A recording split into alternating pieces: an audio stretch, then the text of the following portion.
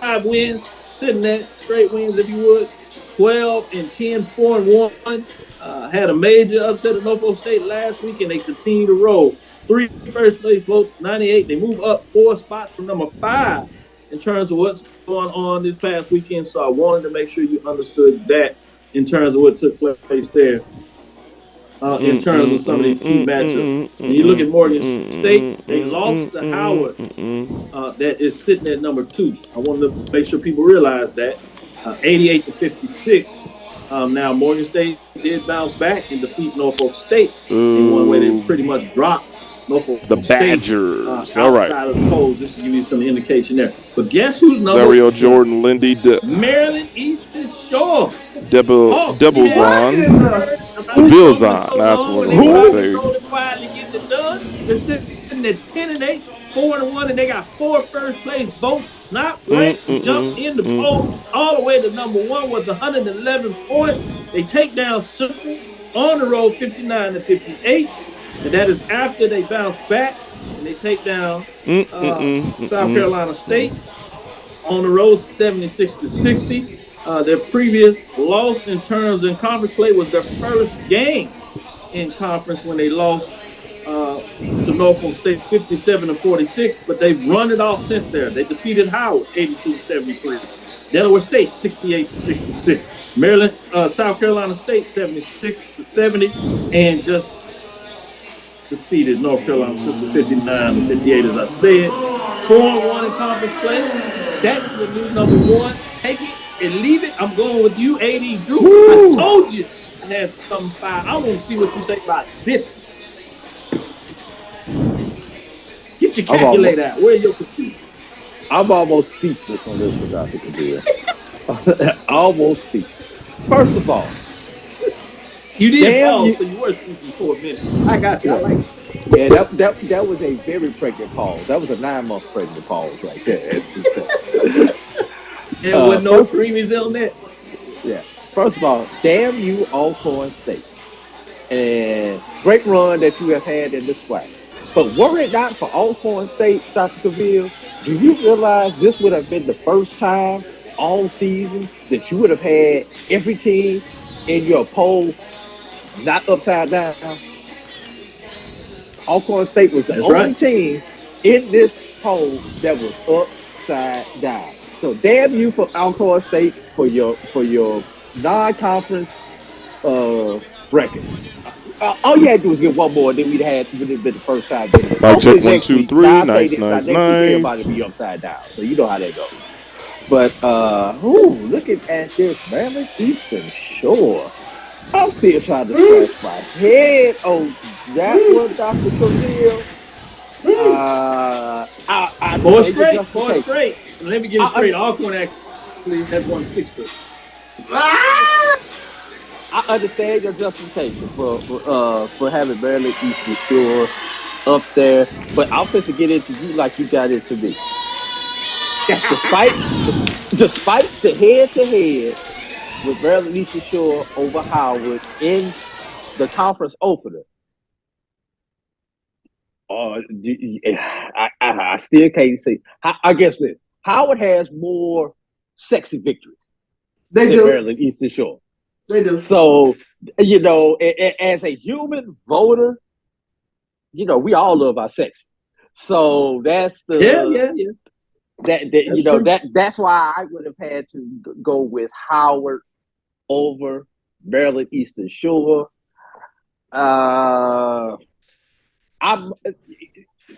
Despite Morgan defeated your previous number 1. Correct me if I'm wrong. The number 1 from 2 weeks ago. Norfolk was like number 3 last week, and they now sit. That only got them to number 5, Dr. Camille. I've got to question that. I think Morgan should have been up ahead of Southern and possibly Alcorn if you consider Morgan's non-conference. Now, conference. All this East Coast bias. I'm not just East Coast bias. I'm really not trying to get the East Coast bias. You asked my opinion. I'm giving my opinion. I'm just throwing out things. If I would have put pen to paper or finger to keyboard, Dr. This really has thrown him off. I am glad I did not see this before I put this on the screen. That's all I'm going to say. Go ahead, Charles. The great David Whitney is looking down right now, shaking his head. The Wiz is shaking his head. Alcorn has won 6 in a row. 6 in a row since that early elbow to Jackson State. Landon Bussey has not had. Dominic Bruton is somewhere shooting threes right now. I'm telling you, this Alcorn State team, this is a tough team. Landon Bussey got him. He got them in the right direction. They're trending upward. That was a shocker, the way they started off swag play with the loss of Jackson State. But I tell you what, we talking about Howard being one of the hottest teams out there. They won 4 in a row, but Alcorn sitting over there, they won 6 straight. This is a good basketball team that will lock you up on the defensive side of the ball. They play tough man-to-man defense. So I really like this Alcorn State basketball team. The one that really opened my eye this past weekend, Howard destroying Morgan State. That was, golly, I did not see that coming. Yeah. When you talk about beating a team and then Morgan State flipping that back around and beating.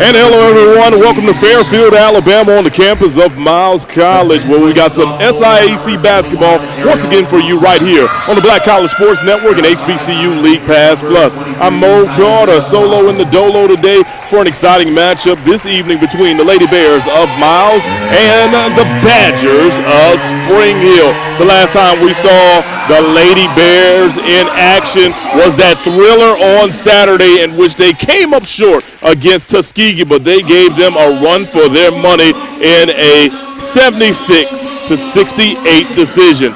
Now, Miles is trying to get back on course with a victory over a Springhill club that they just beat 81-55 back on January the 23rd. Clearly, for this one, the main thing you have to look at from Miles' perspective, they have to find a way to get their star point guard, Maya Harris, into the groove. She got off to a very, very slow start on Saturday against Tuskegee, and while I won't say that was the main difference that happened, it definitely played a key factor into how things played out against Tuskegee in that one. Now, if you're Springhill, mainly like this, you've got to jump out and find a way to combat what Miles is going to throw at them. I mean, clearly in the last game, they could not protect their own home court as they fell to Miles 81-55. So coming out this evening, we will be in a good situation to check out some HBCU athletics, and clearly we thank you for joining us here on the Black College Sports Network. Lots of good things going on coming to tonight's game. Miles is 13-6 on the year. They're 9-5 in the SIAC West, while Springhill's Badgers, they're 3-16 on the year, 2-11 in the SIAC West. Speaking of the SIAC, what we will do is we will give you some conference standings coming up a little later on. But in the meantime, let's get to the action. And opening tip is controlled by the Lady Golden Bears. Here's Amaya Harris running the offense. She tries to get it over for Leah Greer. Greer squares up at the goal. She will kick it out to Nariah Slayton. Now here's Greer. She'll square up for 3. Her shot's off the mark. Rebound goes to the Badgers. Here comes the Badgers. Running the offense is Taisha Bostic. She'll get it in the hands now of Lindy Debelzian. Now back into the hands of Bostic. Going inside now. Here you go, work, and there's a block right there, but it looks like they're going to call a foul. Attempted the shot was Ariel Thompson, a 6-foot senior, redshirt sophomore from out the local area down there by way of Theodore High School. She will be heading to the free throw line. Ariel Thompson on the year. She hasn't actually made many had many free throw attempts, and she's actually listed as a as a 100% free throw shooter. And she made the first, but she missed the second, so that average will go down now, everyone.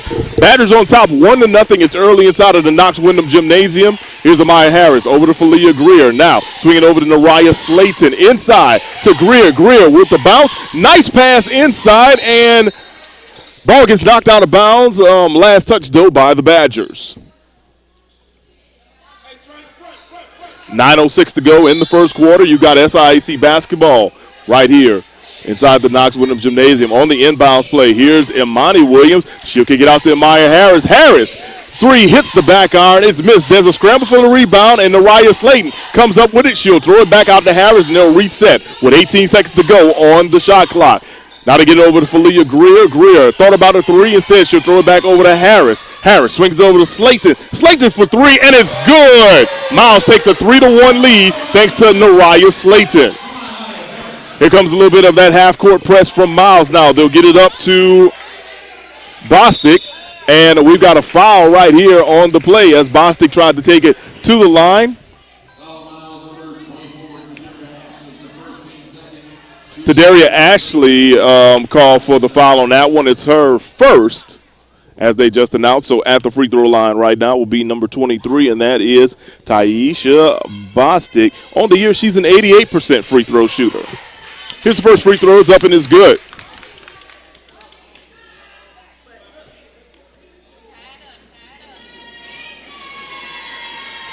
Cheerleaders trying to make a little noise, and they get a little distraction. The ball is knocked out of bounds. Last touch by the Badgers, so Miles will take over.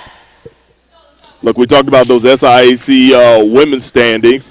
In the Western Division, Tuskegee still is on top beyond everyone with a 14-0 conference record. Right behind them is Miles, followed by Kentucky State. Miles does have the tiebreaker over Kentucky State by way of a head-to-head victory that we saw a few weeks ago right here on the Black College Sports Network. Springhill is kind of near the bottom of the pack as they are 2-11 on the season. We've got about 3 more weeks left to go in the SIAC conference slate, and then all of a sudden we will be in the city of Savannah, Georgia, on the campus of Savannah State University for this year's SIAC Men's and Women's Championship, which should be a great experience, especially since all the teams will be out there on the campus of SSU. And it's almost a week-long experience as well. Let's get back to the action here. Going inside once again, it's going to be Ariel Thompson. Thompson, the pump fake, and then she goes up and she scores over to Daria Ashley. She gives her team a 4-3 lead. Here's Miles now on the offensive, going up against Springhill. Springhill kind of in a 2-3 zone. They throw it over to Daria Ashley to square up the pull-up. It's good for Ashley. 5-4, Miles back in front. Back and forth we go, everyone. Here's Bostic. Bostic's going to throw all the way down. Thompson is wide open. Big block, though, right by to Daria Ashley. Ball now goes in the hands of DeBilzin. Here comes Lindy DeBilzin, and the ball is stolen from DeBilzin by Amaya Harris. Harris takes it all the way up, and she misses the layup, but she was fouled on the play, so she'll go to the charity stripe with 2 shots coming up. Foul was on number 00, Yolanda Nelson, a Lane College transfer, who's from the Mississippi Gulf Coast by way of Gulfport, Mississippi. Amaya Harris on the year, one of the better free throw shooters on the team. She is a 77% free throw shooter, but I might have jinxed her right there because her first shot hits the back of the iron. Second shot coming up for Harris. It's up, and it's good. Your new score, 6-4. Miles out in front. Here's Bostic. Going to try to combat this press. She will get it over to DeBilzin. Now into the hands of Yolanda Nelson. And there's a scramble for the ball. Ball gets tipped around. And how about this? Falia Greer comes up with a steal. Greer, she's got numbers. She gets it inside to Daria Ashley. The floater is up and good to Daria Ashley with the good look on the fast break following the steal. They try to go inside to Thompson. Ball gets knocked away. Last touch by Miles.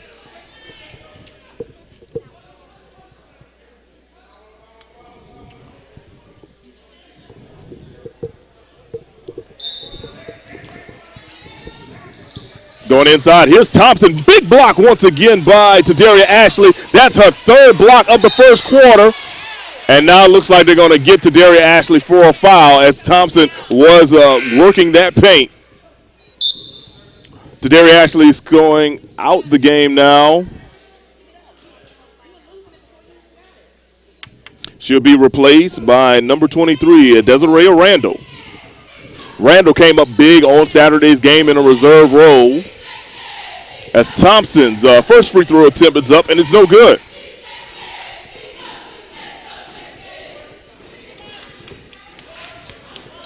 Here comes the second free throw attempt for Thompson. She's now 1 of 3 on the day.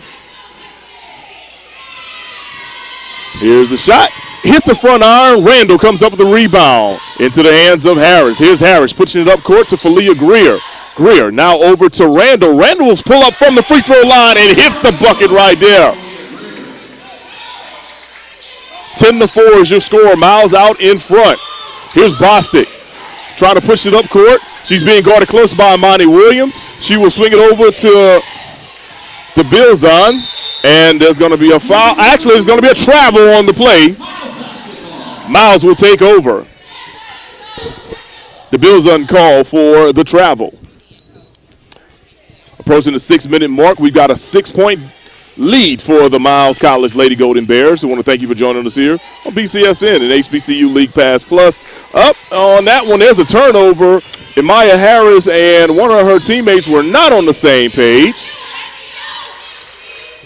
Here's the Bilzon. Throwing it inside once again to Thompson, and it is stolen away by Randall. Here comes Harris. She's got numbers for Leah Greer now into the hands of Randall, and Randall goes up and scores in the paint. Daricia Randall now with 4 points straight off the bench. 12-4 is your score. Here's Nelson going up high off the glass over Randall, and she connects. Makes it a 12-6 game. Getting ready to get 2 subs in. Looks like Madison Lee and Unique McKinney will be checking in shortly. Here's Imani Williams, the turnaround jumper off the mark. Randall with the rebound, the putback, and the score. Randall has scored 6 straight points now for the Lady Golden Bears. Here come the Badgers trying to break that Miles College press, and they do. They get in the hands of Nelson. Nelson squares up, misses her shot. Rebound goes to Falia Greer. Greer pushing up court. Greer's going to pull up for 3. Misses the shot. Randall, though, with almost had the rebound. It gets taken away, but they're going to call a jump ball. Possession will remain with Miles College. And we've got a timeout on the floor, so let's take it with them. 14-6 is your score. You're watching Miles College basketball right here on HBCU League Pass Plus. People think unusual circumstances means complicated taxes. But for a TurboTax Live expert like me, it just makes things interesting. So, give us everything you've got. What if I'm a professional gamer with a ton of expenses? If they help drive views, let's talk deductions. What if I'm in a state with no income tax, but my survival videos are viewed in 38 countries? I can help. And if this is a business dinner, save those jerky receipts. An interesting life can mean an even greater refund. You do your thing. We've got your taxes. Intuit TurboTax Live.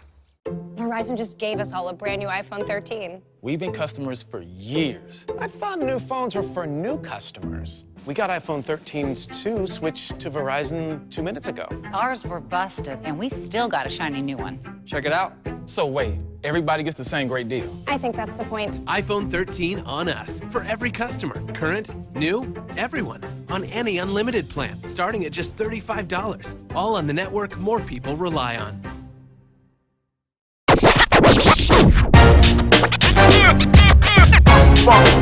It's like a loot machine. All around town, people trying to get down.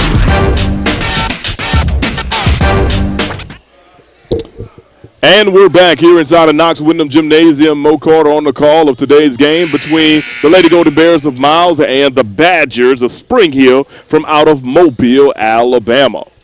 So we had a jump ball situation going into that media timeout. Miles keeps possession.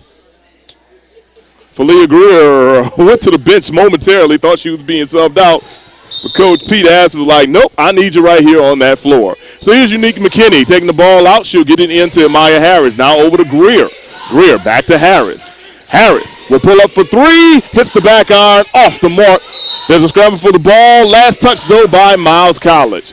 Good look by Amaya Harris. She just couldn't knock down that three-pointer. Miles is in the situation right now as they combat the zone of Spring Hill. The best way to get a team out of the zone is to shoot it out of them. And there's a steal right there by Falia Greer. So here comes Amaya Harris. Harris with the crossover. She tries to go inside, but the ball goes off the hands of Unique McKinney and out of bounds. Checking into the game right now is number 5, Samantha Hardinson for the Badgers. She will replace Yolanda Nelson. Hardison, a 5'8 freshman from out of Middleburg, Florida. Orange Park High School is her alma mater. Here comes Bostic. She's able to break the press momentarily, but ball gets knocked away, and Unique McKinney comes up with the ball, but then she throws it away as the Bilzen comes up with the steal. Bostic thought about a three-pointer, and then she throws it away back to Unique McKinney. 2 turnovers in less than 10 seconds between these two teams. Here's Falia Greer at the three-point line. She thought about it. Instead, she'll throw it over to Unique McKinney. Now she's got to throw it back over to Greer. 14 seconds to go on the shot clock. They still got time. Go inside to Madison Lee. Lee goes up. She missed the shot. Lots of contact. No call. The Bills are now will throw it up to Hardison, and Hardison will score her first points in the first minute of action that she is seeing today. Hardison was able to scoop behind the defense, and great pass by DeVilza. And we got another turnover. There's Bostic coming up with a steal. She does not have numbers, but she gets thrown into this corner. Eventually, she will get it out to Hardison. Hardison now has it in the hands of Jordan Bowden. And there's a steal. Madison Lee now going up the court, and she loses the ball, but last touch by the Badgers.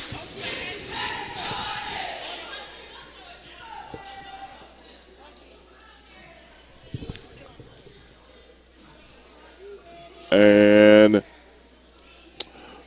all right, so we're wondering if there was an injury on the play, but everybody seems to be A-OK. Checking into the game now is the Kelly Finkley from out of Loganville, Georgia, freshman guard, Stevenson High School. Here's a three-point attempt by Madison Lee. It's off the mark. Ball last touch by Miles, out of bounds, so Spring Hill will keep the ball. Here comes the Bills, and she'll get it over to Bostic.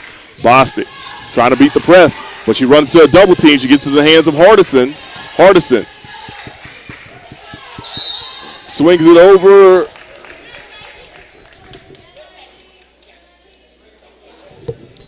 And we got a foul on.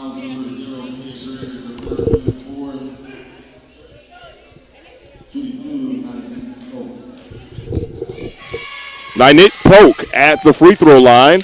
Her first free throw is up, and it is good. Let's take a look at what Polk has done on the season. She's a 78% free throw shooter, averaging about 7.1 points per game, and she gets 2 for 2 on that stretch. Here's a substitution coming in. It'll be number 24, and that is Amaya Harris. She will replace Bostic, who will get her first breather of the game. 2:20 to go in the first quarter. We got a 4-point game as Miles leads Spring Hill 14-10.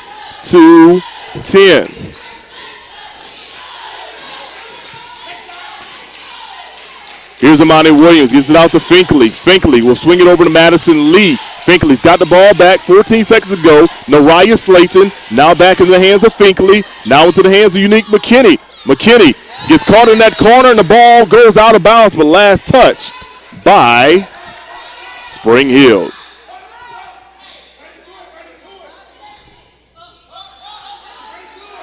Five seconds to go on the shot clock. Here comes Finkley. Finkley's got a lane. Her shot gets blocked, and because of that shot clock violation, Spring Hill will take over on the possession.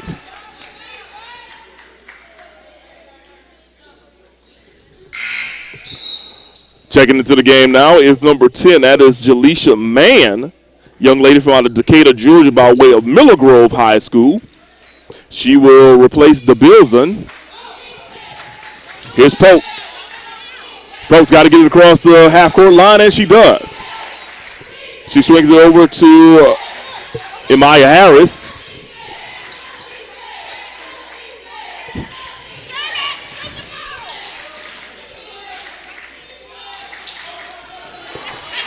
And we have a poke of the ball. It goes into the backcourt, and it is stolen officially. Nariah Slayton with the ball, and she missed the layup. Rebound by Imani Williams with the bucket as she scores off the putback. 16-10 to score. Here's another steal right there. Imani Williams with the bank shot, and it is in.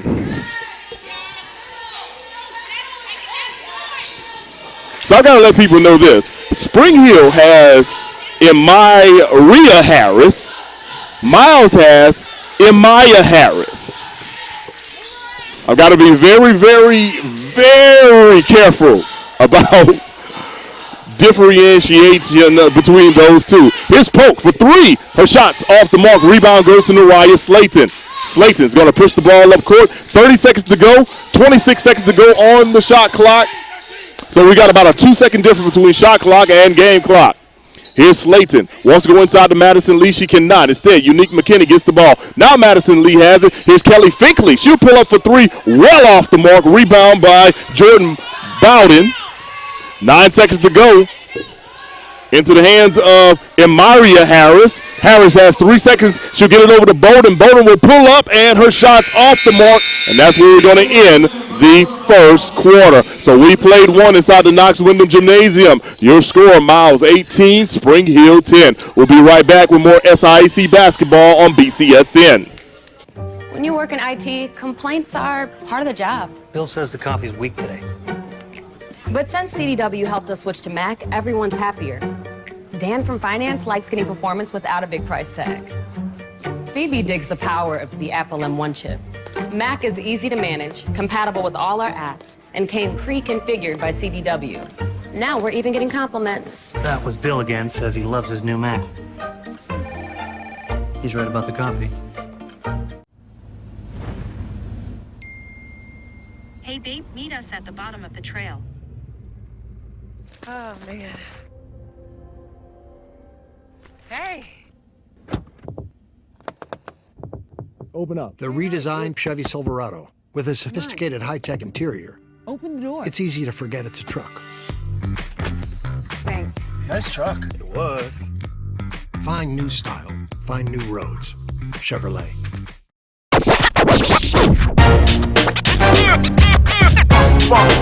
It's like a loot machine.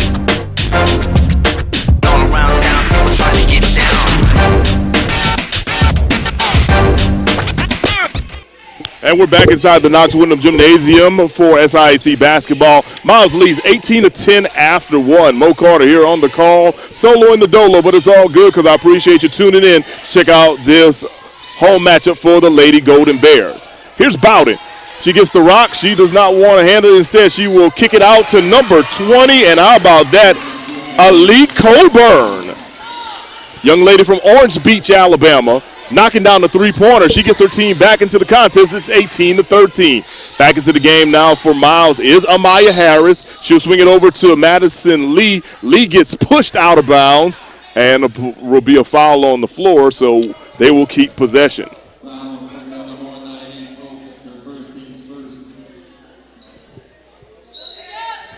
That's only Ali Coburn's third three-pointer of the season. What a time to make it count. Here's Madison Lee. She'll come off the screen. Instead, she'll kick it out to Falia Greer. Greer will roll baseline, go up and under, and scores right there. Coach Peter has been like, and one. She did get hit on the wrist, but no call. In the meantime, Miles leads 20-13, and we got a kickball.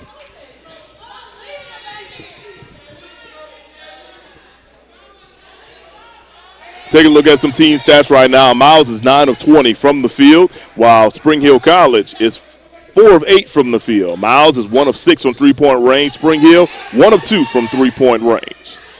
Miles is hit only 1 of 2 free throws, while Springhill has made 4 of 8. Here's Bowden, the drive to the goal off the glass, and she scores.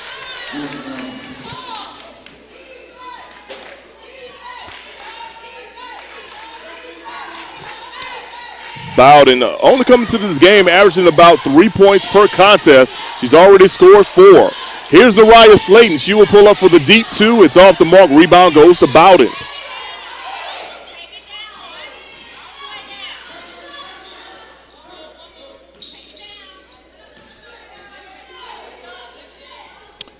Right now, high scores for Spring Hill. It's Thompson. She's got 3. While for the Lady Golden Bears, the high score is actually Desiree Randall with 6. Here's Bowden. Back into the defender down. She'll kick it out. 2 seconds to go. Puick's got to put something up, and she does. Misses the shot, though. Rebound goes in the hands of Amaya Harris. Here comes Harris. She'll drive all the way, goes off glass, misses the layup, but she'll head to the free throw line. Getting ready to check back into the game now for Spring Hill will be number 21, Ariel Thompson. Thompson right now the leading scorer for the Badgers. Also checking into the game for the Badgers will be number 12, Tiana Smith, young lady from out of Daphne, Alabama. So when you take a look at what Coach Karen McConico has done, she's done a lot of good recruiting from along the Mississippi Gulf Coast. She's got young ladies from Mobile, Orange Beach, Saraland, Mobile, of course, and Gulfport on her roster. Here's Amaya Harris as she knocks down not 1 but 2 free throws on that one. And with that being said, it's now a 22-15 score. And then Imani Williams gets the steal. 24-15 with the bucket right there. Spring Hill trying to combat that full court press from Miles. Now into the hands of Jaleisha Mann. Man, running the offense. She's got 13 seconds to go on the shot clock. She'll get it over to Tiana Smith. Smith going inside to Thompson. Thompson squares up. She just throws up a wild shot, and it falls. Ariel Thompson with her 5th point of the game. She makes it 24-17. Here's Felia Greer. She'll square up, being guarded closer by Thompson, and it is stolen by Hardison. Hardison will take it coast to coast on the steal, and she makes it a 5-point game. It's 24-19. Spring Hill College has cut into this Miles College deficit. Nariah Slayton swings it over to Felia Greer.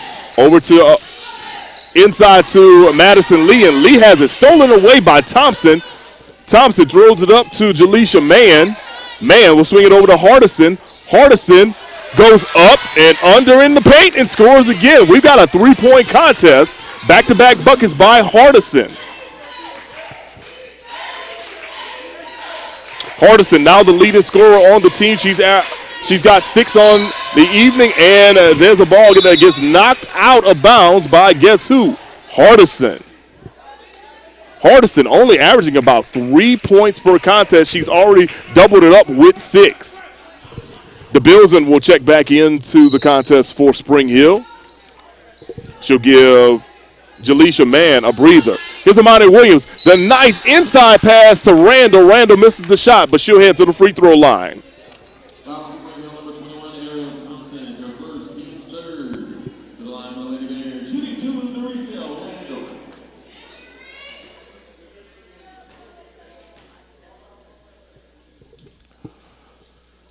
Here's Desiree Randall. Misses the first shot, hits the back iron.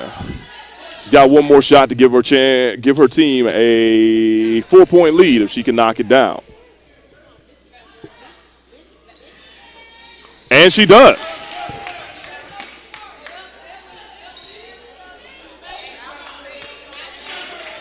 Randall now with 7 points off the bench. Here's DeVilson blowing by everyone, but she can't finish on the layup. Here comes Amani Williams now. She was in a 1-on-3 situation and decided to dribble it back out. And now there's a foul on the play. It looks like the foul is going to be on Samantha Hardison, her 2nd.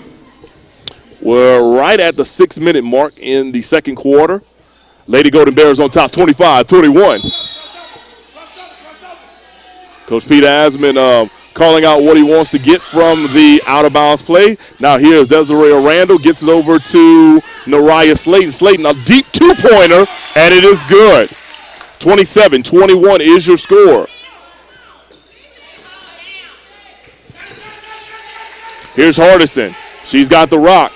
She dribbles almost into a corner to get double teamed, but eventually she gets it over, and it gets into the hands of DeBillion. DeBilson. Here's DeBilson. She's got 9 seconds on the clock. She'll kick it over to Hardison. Hardison, the drive on the baseline. Her shot is blocked by Falia Greer, but they're going to call Greer for the foul. So Hardison's going to head over to the free throw line on the season. She's a 66% free throw shooter. Getting ready to check into the game for Miles is going to be Unique McKinney. Also checking to getting ready to check into the game will be number 25. That's going to be Alicia Reeser, but she's going to check in for the shooter, which is Hardison. Hardison misses the first free throw.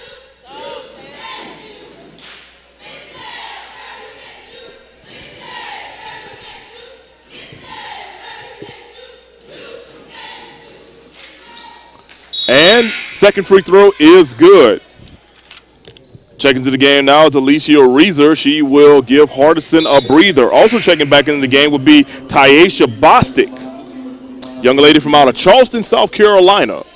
Bostic's going to replace Aaliyah Coburn. 5:20 to go in the second quarter. Your score 27 for Miles, 22 for Springhill. Springhill still combating defensively with a 2-3 zone. They go inside to Imani Williams. The jump shot is off the mark. Williams runs down her own rebound, though. And she goes inside to Randall. Randall, the turnaround jumper off the glass. It's good by Randall. Randall has been something else today off of the bench. Now with 9 points, she leads all scorers in this one.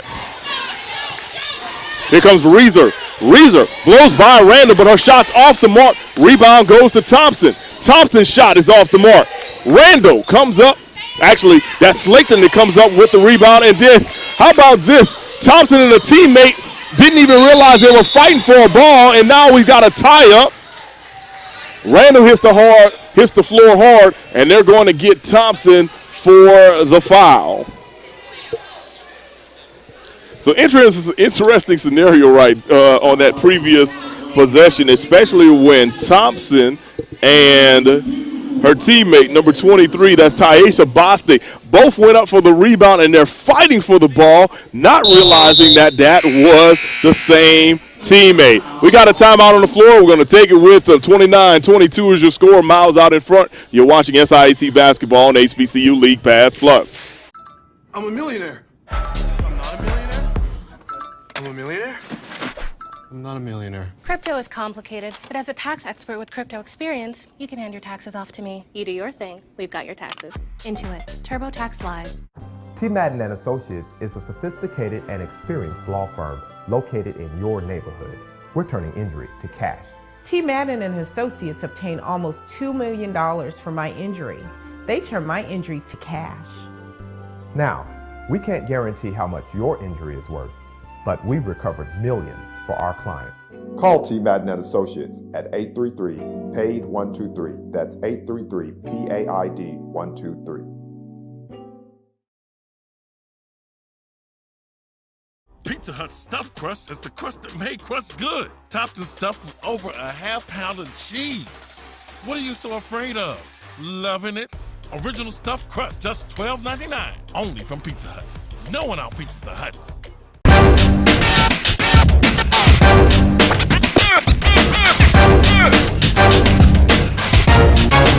It's like a loop machine. And welcome back to Knox Windham Gymnasium. We're on the campus of Miles College. Fairfield, Alabama is our true location, right outside the Birmingham area along I-20 and I-59. Mo Carter here on your call between Miles College and Springhill. Miles trying to get the season sweep of Springhill. At the free throw line right now is Desiree Randall. Her first shot, it's up and it hits the back iron off the mark. Second one coming up, and it's good. 30-22 is now your score.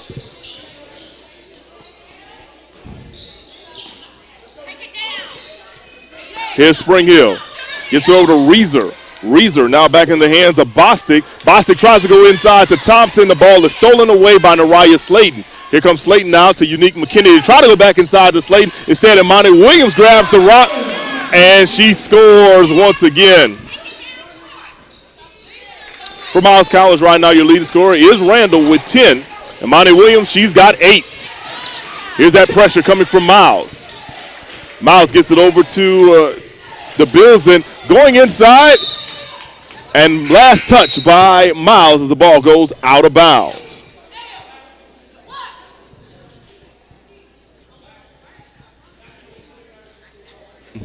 Checking to the game now is Zariel Jordan, a young lady from out of Baker High School in Mobile, Alabama.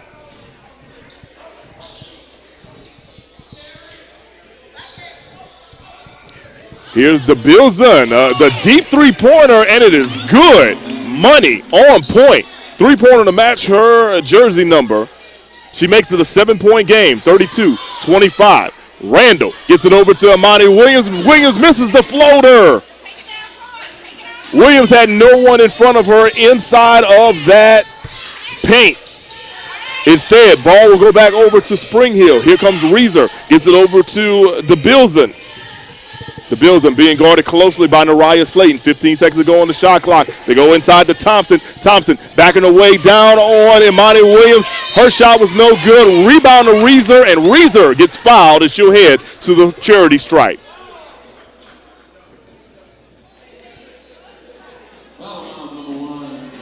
Alicia Reeser, 33% free throw shooter on the year.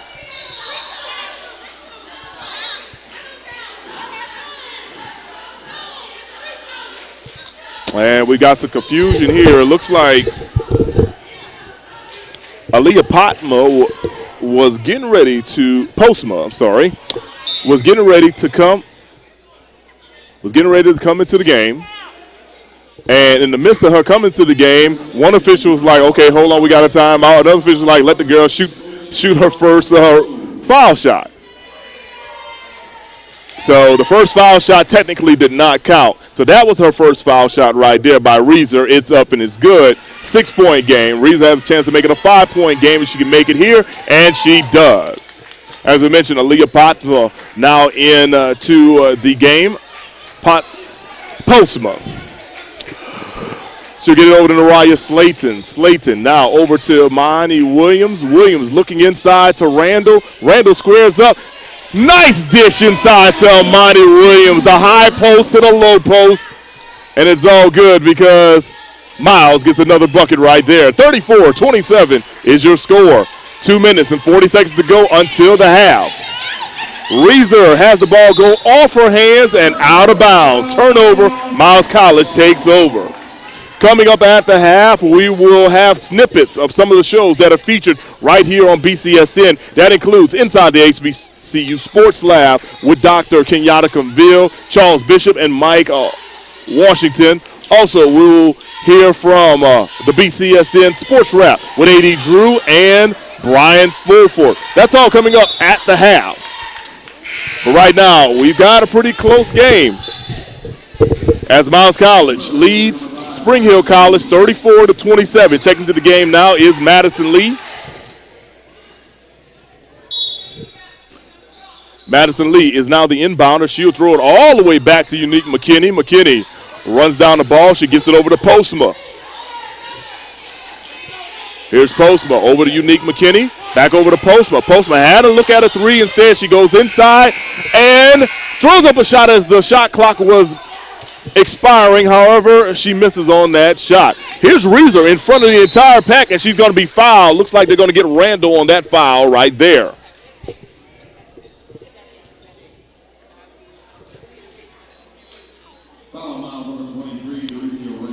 Daricia Randall called for her first foul of the evening.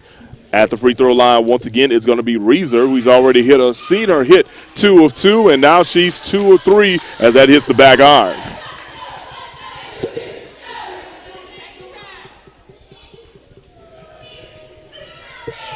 Second free throw shot by Reeser is true.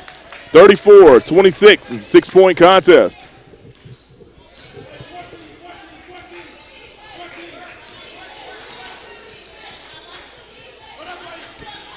Springhill College has now moved to a man-to-man defense, and on that play right there, Postma drives to the goal. She misses the shot, but she was fouled, and she will head to the free throw line. So let's give you some info on Postma, who saw a lot of playing time in the early portion of the season. Then she got injured, so it's good to see her back into the groove. She's actually a 75% free throw shooter, and she knocks down that first one, giving Miles College a 7-point lead. Here comes the second free throw, and it's good. 2 for 2 for Postma on that trip to the charity stripe.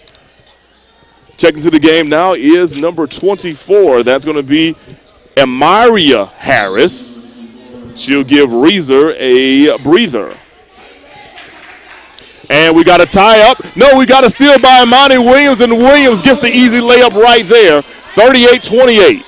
Here's Miles with a full court press once again. Bostic, she's got it in her hand. She'll get it over to Zariel Jordan. Jordan runs into a double team, somehow gets out of it. Now over to DeBilson. They go inside to Thompson. She gets double team herself.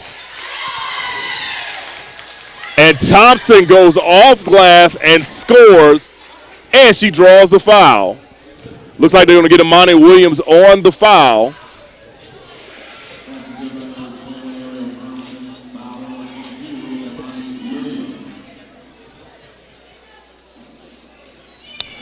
They showed that Imani Williams has 5 fouls already. I know that's not necessarily true. We got to get the update on that a little later on. In the meantime, Thompson misses that free throw. Here comes Postma. She loses the ball, but Randall runs it down into the hands of Imani Williams, and we're at the 1 minute mark. 1 minute to go in the first half.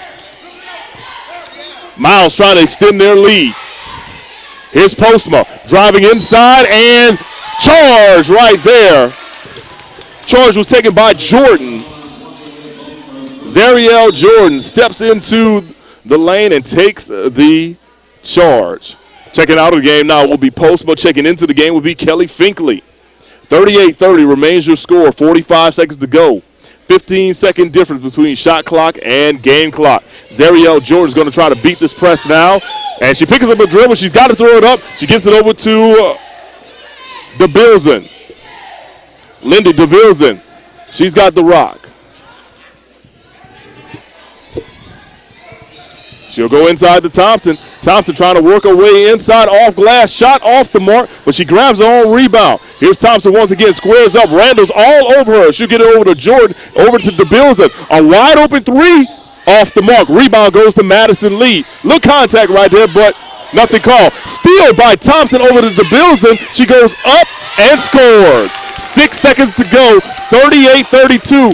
Finkley's got to hustle to get off a last-second shot. Here's a last-second three off the mark. So that's where we were in at halftime. Your score, 38 for Miles, 32 for Springhill. Before we go into the halftime break, let's take a look at some of your halftime stats. For Miles, Imani Williams with the leading scorer. Well, she's the leading scorer for Imani Williams is the leading scorer for Miles. She has 12 points. There's Araya Randall. She has 10 points. On the other side for Springhill, 2 players with 7 points. That's Ariel Thompson and also Hardison. Samantha Hardison with 7 points. Running down the team stats right now, it's 38-32. Miles has made 15 of 31 shots for 48%. Springhill College, 11 of 24 shots for 45%. Miles has only hit 1 of 7 from downtown, while Springhill has made 2 of 3 for downtown for 66%. From a free throw standpoint, Miles 7 of 10 for 70%, while Springhill 8 of 15 for 53%. When you look at the rebound, big difference between rebounding for Miles and Springhill, as Miles has 20, while Springhill College has 13. All right, everyone, we will take our halftime break here on BCSN. Coming up next, you'll see some of the snippets from some of the other shows that we feature here on Black College Sports Network, which includes Inside the HBCU Sports Lab with Dr. Kenyatta Conville and the BCSN Sports Wrap with A.D. Drew and Brian Fulfer. Enjoy the halftime festivities. We'll return to get you ready for the third quarter. Let's move on to number 2, Howard Bison. Yeah, those Howard Bison are back to play for basketball. They're one of the hottest teams out there also with wins, sitting at straight wins, if you would. 12-10, 4-1. Had a major upset at Norfolk State last week, and they continue to roll. 3 first place votes, 98. They move up 4 spots from number 5 in terms of what's going on this past weekend. So I wanted to make sure you understood that in terms of what took place there. In terms of some of these key matchups. When you look at Morgan State, they lost to Howard, that is sitting at number 2. I wanted to make sure people realize that. 88-56. Now, Morgan State did bounce back and defeat Norfolk State in one way. They pretty much dropped Norfolk State outside of the polls, just to give you some indication there. But guess who's number 1? Maryland Eastern Shore. Hawks. We had heard about the program so long, and they probably rolling quietly getting it done. They're sitting at 10-8, 4-1, and they got 4 first place votes, not ranked, and jump in the polls all the way to number 1 with 111 points. They take down Central on the road 59-58, and that is after they bounce back and they take down South Carolina State on the road 76-60. Their previous loss in terms in conference play was their first game in conference when they lost to Norfolk State 57-46, but they've run it off since there. They defeated Howard 82-73, Delaware State 68-66, Maryland, South Carolina State 76-70, and just defeated North Carolina Central 59-58, as I said. 4-1 in conference play. That's your new number 1. Take it and leave it. I'm going with you, AD Drew. Woo! I told you I had something fire. I want to see what you say about this one. Get your calculator out. Where's your computer? I'm almost speechless on this one, Dr. Kabir. Almost speechless. First of all, you did pause, so you were speechless for a minute. I got you. Yeah. I like it. Yeah, that was a very pregnant pause. That was a 9-month pregnant pause right there. There was no creamies on that. Yeah. First of all, damn you, Alcorn State. And great run that you have had in this way. But were it not for Alcorn State, Dr. Cavill, do you realize this would have been the first time all season that you would have had every team in your poll not upside down? Alcorn State was the only team in this poll that was upside down. So damn you for Alcorn State for your non-conference record. All you had to do was get one more, and then would have been the first time. Hopefully next week. Now I say this, now next week everybody will be upside down. So you know how that goes. But looking at this, Maryland Eastern Shore. I'm still trying to scratch my head on that one, Dr. Cavill. 4 straight. And let me get it straight. Alcorn actually has won 6 straight. I understand your justification for having Maryland Eastern Shore up there, but I'm supposed to get into you like you got into me. Despite the head-to-head with Maryland Eastern Shore over Howard in the conference opener, I still can't see. I guess this. Howard has more sexy victories than Maryland Eastern Shore. They do. So, as a human voter, we all love our sex. So that's the that's why I would have had to go with Howard over Maryland Eastern Shore.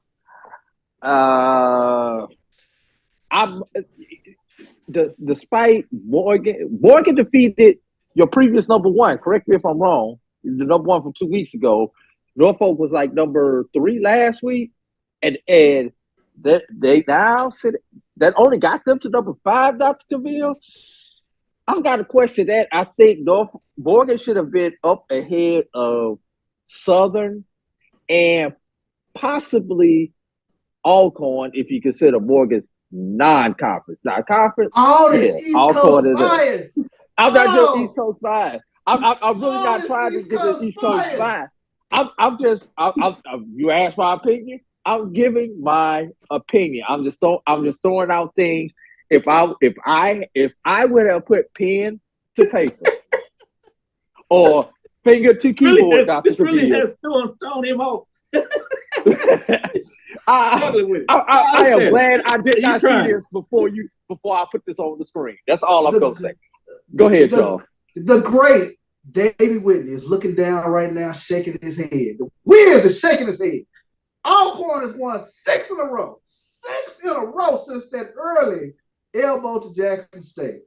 Landon Bussey has not had. Dominic Bruton is somewhere shooting threes right now. I'm telling you, this Alcorn State team, this is a tough team. Landon Bussey got him. He got them in the right direction. They're trending upward. That was a shocker, the way they started off swag play with the loss of Jackson State. But I tell you what, we talking about Howard being one of the hottest teams out there. They won 4 in a row, but Alcorn sitting over there, they won 6 straight. This is a good basketball team that will lock you up on the defensive side of the ball. They play tough man-to-man defense. So I really like this Alcorn State basketball team. The one that really opened my eye this past weekend, Howard destroying Morgan State. That was, golly, I did not see that coming. Yeah. When you talk about beating a team and then Morgan State flipping that back around and beating Norfolk State last night on ESPN2, it said a lot to me about this Howard basketball team. But I probably still would have had Alcorn in front of him, despite the upside down overall record. I did want to talk a little bit about bowls, and people have asked questions about the Celebration Bowl in terms of the payout. What does that look like? Just to give you updates there, you're talking about $1.2 million payout in terms of the bowls that go to the conference. A percentage of that goes to the institution, depending on the split. 75-25 for the SWAC, 70-30 in terms of the MEAC, or that was the last percentage breakdown in terms of what that looks like. But I want to do a little comparison so you get a chance of what does that look like. Obviously, you have the major bowls, and you've seen what they do as they off the chart in terms of the New Year's Six, $14 million, significant type of money. But you see how long they've been in the business for the Rose Bowl, going back 100 years. In terms of what they do there and how they're tied into the CFP and how they have really engulfed all that money. But if you look at some of the other bowls out there, there was an article that talked about the Quick Lane Bowl, really focusing on New Mexico State, which it was encouraging fans to purchase tickets. And it wasn't so much about purchasing tickets. Obviously, you want to support your team, but a lot of it would maybe be at the distance that a lot of fans wouldn't necessarily travel for a 6-6 Aggies team that was playing a 6-6 Bowling Green Falcons team, if you would, coming out of the MAC all the way in Detroit. So they were asking fans to support the team that did make a bowl and purchase tickets so they could donate them to Detroit area youth. That's a great thing for the youth to get a chance to get out and see some college football. But I wanted to get into some of the money. When you talk about this particular matchup, when you see what was going on here, 3 things to know about the Bowling Green as they entering into at that time the Quick Lane Bowl, which was this past week, if you would, a week ago, I should say. The university closed travel, cost them $400,000 travel to Detroit. When you talk about the Celebration Bowl, one thing is unique. You heard last year they got the deal with Delta, actually flew the teams in there to Atlanta, and that was at no cost to the teams. So you didn't have to worry about that type of cost where you see it doing $400K for Detroit. And so some interesting things there when you think about it. But this is really, it was interesting when I seen this, when you talk about these payouts. Because a lot of folks talk about $1 million, $2, $3 million payouts for these bowls. One thing people don't realize, a lot of times these bowls, a bigger number in there, but they'll charge you, as you see, for your travel, your hotel stay, food and things of that nature while you in there. They'll also charge you for the band in terms of the band and who you bring in there. They'll charge you a ticket price for the band members in the stand. And so the payout for the Quick Lane Bowl was $150K. Yeah, let me say that again. The payout for that bowl game was $150K, and which is why you see the fact that they were encouraging their fans to buy tickets, because this is where it can get a little benefit to the team. New Mexico State athletic director was quoted saying that the university will retain 100% of the revenue from the first 2,000 tickets it sells, 50% of the next 2,000 tickets, which by New Mexico wants its fan base to purchase all of these tickets, because if they did, they could recoup $420K in terms of what that means. So just to give you some indications of what's out there and why you really need to look at the contracts, or at least get some more information of some generalities of these various bowl games to get an understanding of what that looks like. So just on the surface, I'll go to you, Charles. What are your thoughts in terms of what that looks like when you see, especially some of these small bowls, in terms of what they bring to the table when you compare? Because a lot of folks will instantly go to the larger bowl games and say, hey, they're paying out this. And just so one of the things we always like to talk about only is the business side. So you see some of the numbers that go out there and get an understanding what that looks like. What are your thoughts?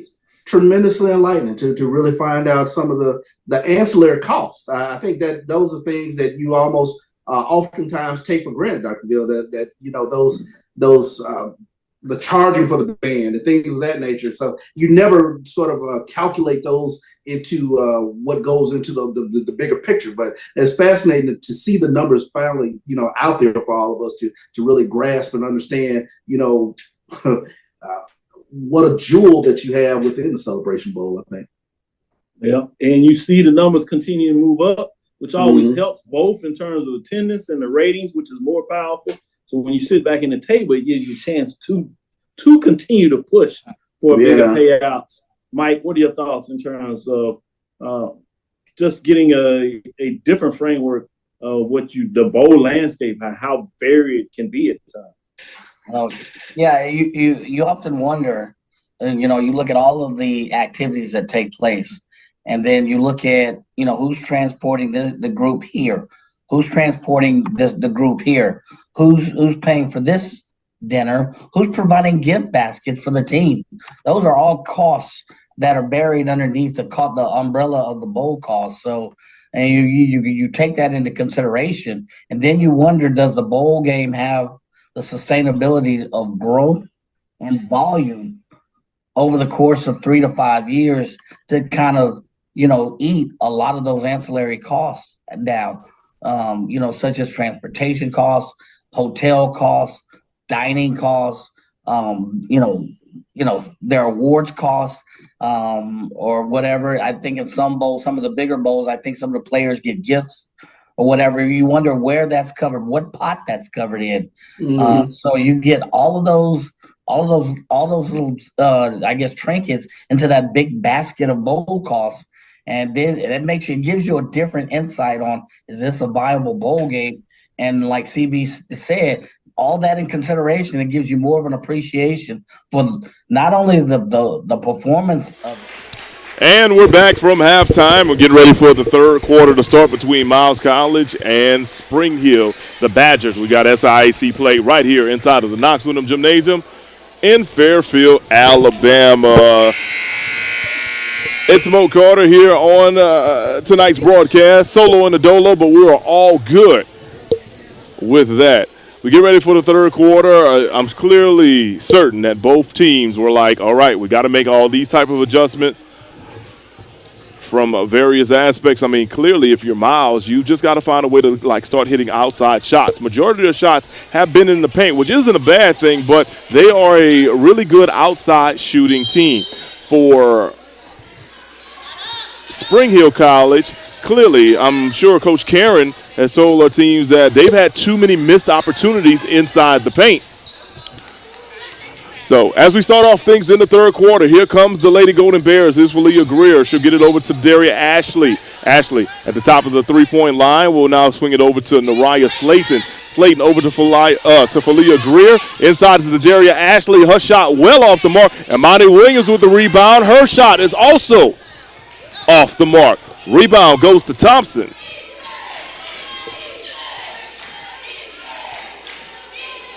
So here we go. It is the Bilson.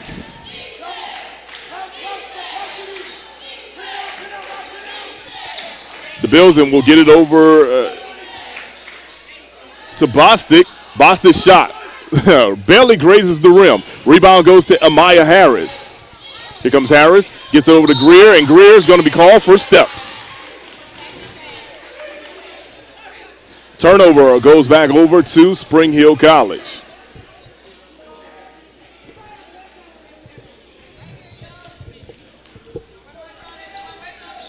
And there's a steal right there by Maya Harris. Harris goes up to Amani Williams, and Williams misses the shot, but on the rebound and put back is Amaya Harris, and it's good. 40-38 is your new score.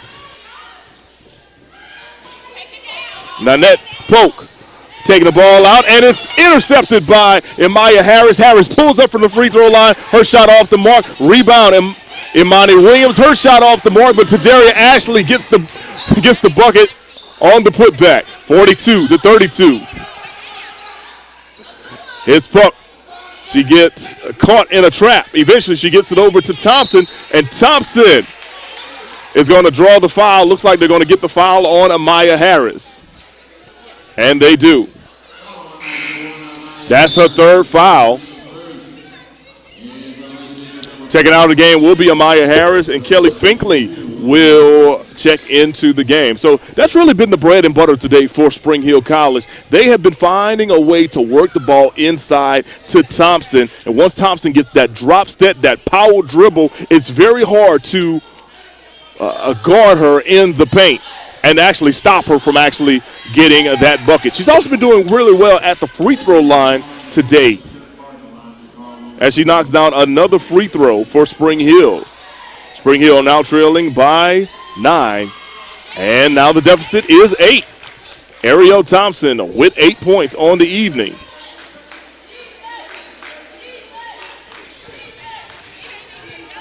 Here's Kelly Finkley, bringing the ball up court. She throws to Falia Greer. Greer loses the ball. Polk comes up with the rock. We will get it over to Bostic. Bostic's 3 off the mark, but here's a rebound by Springhill. The putback, no good. Rebound ran down by Miles. Here comes Slayton. She's got numbers. Slayton gets it up to Daria Ashley. Ashley goes off glass, misses the shot. Rebound by Falia Greer. Greer could have pulled up for a shot. Instead, she's going to throw it out to Daria Ashley, who will get it over to Monty Williams. Williams will throw it over to Kelly Finkley in the corner. Here's Nariah Slayton for 3, and it's good from downtown Fairfield.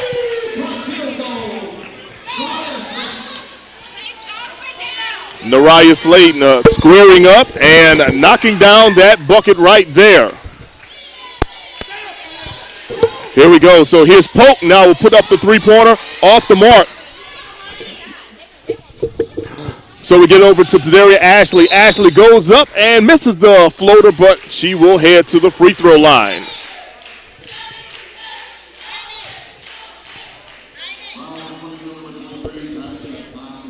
So Tadaria Ashley will head to the free throw line on the season. You know, she's been one of the better free throw shooters for the Lady Golden Bears.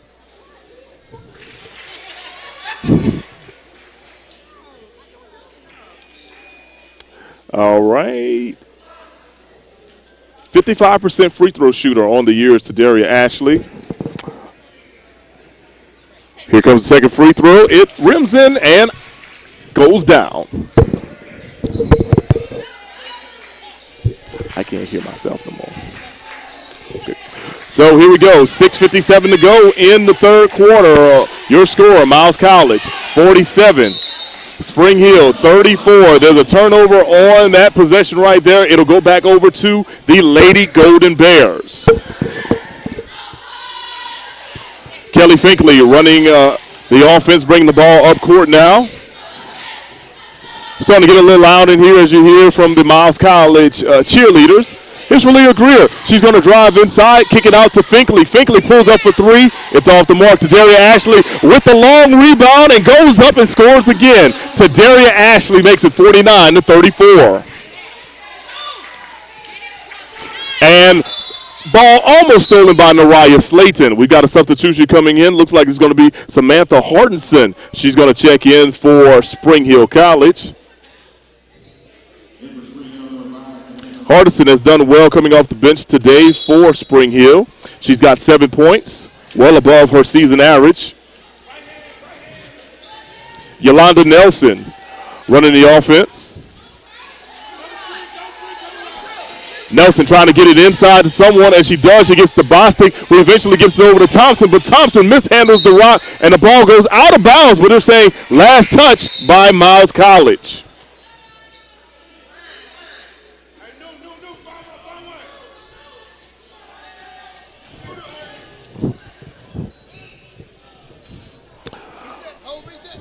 Yeah, he said reset.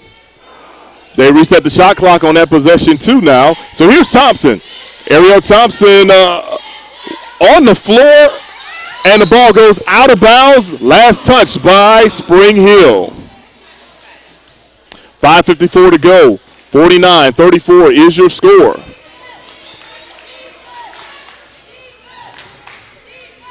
Kelly Finkley gets over to Nariah Slayton in the corner. She'll swing it over to Amani Williams, back over to Slayton. Slayton thought about the three. Instead, they'll swing it over for Leah Greer, and Greer is going to be called for travel.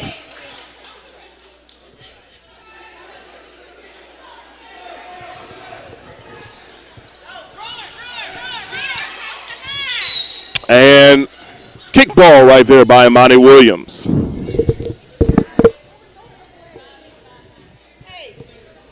Once again, we want to thank everyone who's joining us on this broadcast and tuning in wherever you watch HBCU basketball. Whether you're watching a YouTube channel, you're watching on BCSN, or you're watching on HBCU League Pass Plus. Here's Ariel Thompson. She misses the shot underneath. Rebound goes to Daria Ashley. Miles out in front running. Nariah Slayton throws up a shot off the mark for Leah Greer. Gets the rebound. Her shot's off the mark, but she will head to the free throw line.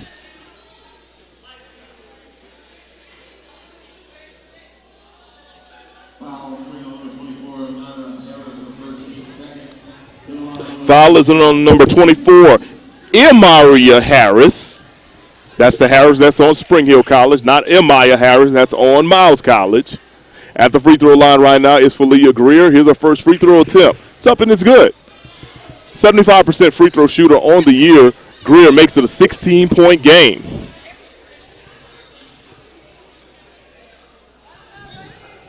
Second free throw attempt is money.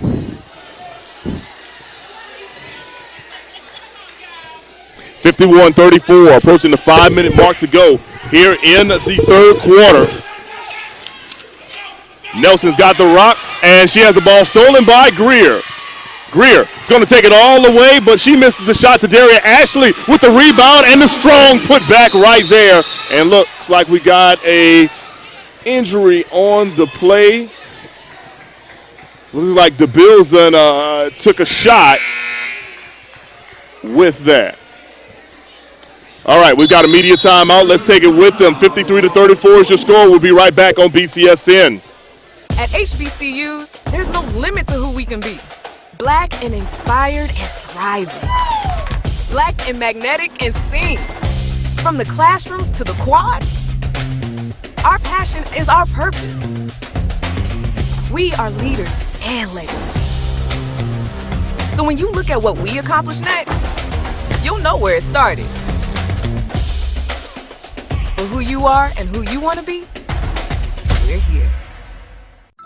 I'm a millionaire. I'm not a millionaire. I'm a millionaire.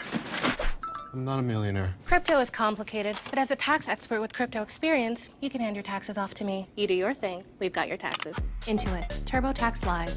Pizza Hut stuffed crust is the crust that made crust good. Topped and stuffed with over a half-pound of cheese. What are you so afraid of? Loving it? Original stuffed crust, just $12.99. Only from Pizza Hut. No one out-pizzas the Hut.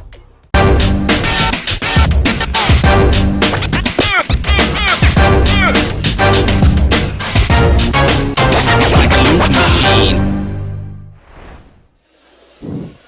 And we're back here at the Knox Windham Gymnasium on the campus of Miles College. 4:49 to go in the third quarter. Miles has extended their lead to 19, 53-34. Taking the ball out is Lindy DeBilson, who went down momentarily with a little small apparent injury. Looks like she just took a shot towards either the eye or the nose, but she got up And she is good. Here's a three-point attempt by Springhill. It's off the mark. Rebound goes to Ariel Thompson. Thompson was wide open, but Harris didn't see her in the paint. Instead, we get a bucket right here by Emiria Harris. She makes it a 17-point game, 53-36. Two substitutions getting ready to come in for Miles College. It's going to be Madison Lee and Unique McKinney. Here's Valia Greer. Swings it over to Kelly Finkley in the corner for three. Finkley's three-pointer hits the back on. Rebound goes to 0-0, Yolanda Nelson. Nelson doesn't have numbers. She's going to slow it up. She'll get it over to Hardison, who will swing it over to Harris. Harris drives baseline, misses the easy layup. Ball goes up court to Finkley. Here's Finkley, the drive, the floater, and one. Keely Finkley with the bucket and one. She makes it 55-36. Checking out of the game will be for Leah Greer and Imani Williams. As we mentioned, Madison Lee and Unique McKinney are coming into the contest.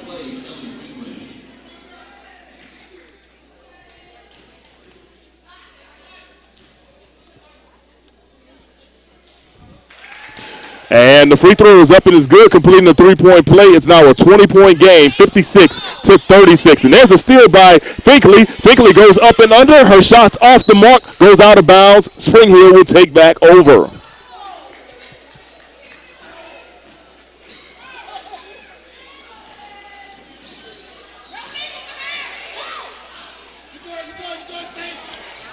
Here's Ariel Thompson trying to put the moves on Madison Lee, and she does. Gets that positioning in the paint and scores. 56-38. As I mentioned, that's got to be their bread and butter. Ariel Thompson is quick on her feet, and once she gets that positioning in the paint, Miles really doesn't have defenders that can defend her, as Nelson comes up with the steal and the two-point layup. She makes it a 16-point game, 56-40.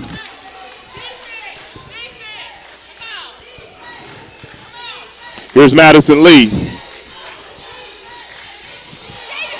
Lee turns it inside, but the ball gets tipped away into the hands of the Bilson.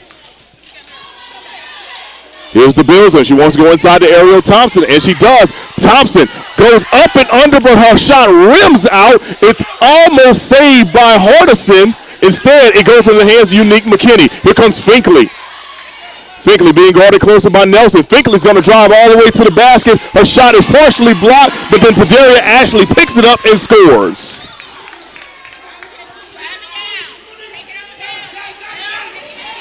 Here's the Bilson. Gets on the ground for the ball. She'll get it over to Nelson. Over to Ariel Thompson. Thompson goes up, shot partially blocked by Tadaria Ashley. Here's Slayton pushing it up court to Unique McKinney. McKinney will throw it back over to Finkley. 2 minutes to go in the third quarter. 2 minutes to go in the third quarter. Getting ready to check in for Springhill College will be number 55, Jordan Bowden, as Tadaria Ashley gets the ball in the paint. The turnaround jumper off the mark. Rebound, Miles College, though, and we'll have a foul on the shot.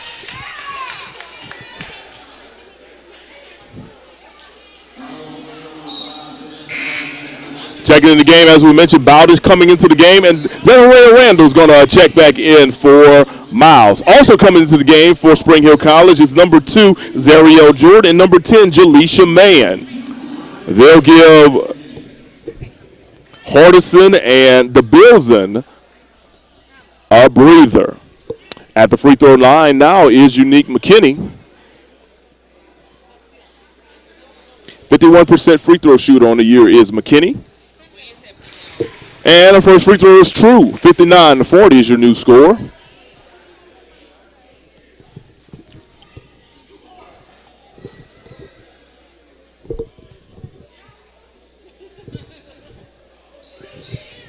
Second free throw off the mark. Rebound goes to Mann. Mann will throw it over to Nelson. Nelson's going to beat this full court press by Miles. She comes off the screen from Bowden, and there's going to be a foul on this play.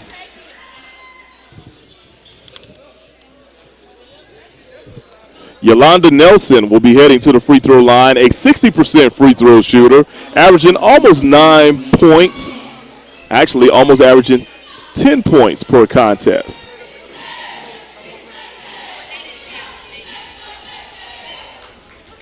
His first free throw attempt, it's up and it's good.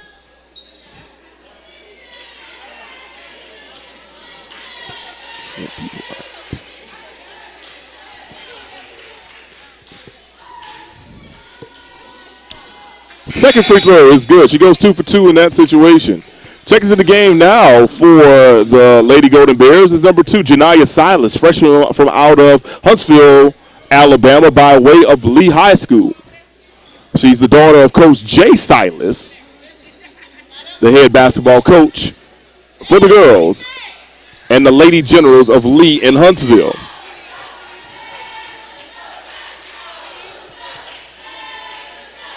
Silas and teammate Jada Colley help lead that Lady Generals team to a spot in the state championship in which they lost on literally the last play of the game to Guntersville. And that was the AHSA Class 5A state championship for girls. We're under a minute to go. Here's a steal by Desiree Randall. She'll throw it up to Kelly Finkley, and Finkley's going to finish with the layup. 61-42 following that steal and layup.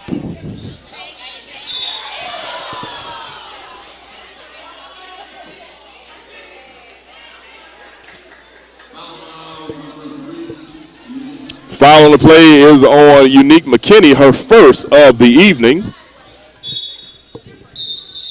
And we got an official's timeout. Looks like they wanted to reset the shot clock, in which they had not.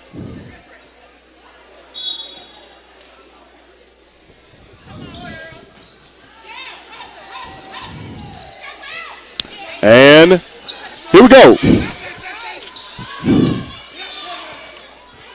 Into the hands of Jaleisha Mann.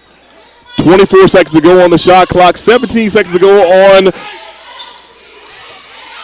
Correct that. 17 seconds to go on the game clock. 9 seconds to go on the shot clock. Here's a shot. It's off the mark. Rebound goes to Springhill. The Badgers will pull up for 3, and they knock it down. That's Emiria Harris with the bucket. 4 seconds to go. Finkley's going to have to get a shot off. 1 second. And her shot is an air ball. And at the end of 3, Miles College on top, 61-45. So we played 3 here inside of Knox Windham. We'll be back for the final quarter in this matchup between Miles and Springhill. We'll be right back on BCSN. Charmin Ultra Soft has so much cushiony softness, it's hard for your family to remember. They can use less. Sweet pillows of softness. This is soft. Holy Charmin. Oh, excuse me. Roll it back, everybody. Sorry. Charmin Ultra Soft is so cushiony soft, you'll want more. But it's so absorbent, you can use less. So it's always worth it. Now, what did we learn about using less? You gotta roll it back, everybody. We all go. Why not enjoy the go with Charmin? From novice to aficionado, find yourself here. High quality cigars plus personal customer service. Slow Burn is Waco's only mobile cigar lounge, featuring a meticulous, curated collection of premium cigars. Visit our website, www.slowburnwaco.com. That's www.slowburnwaco.com.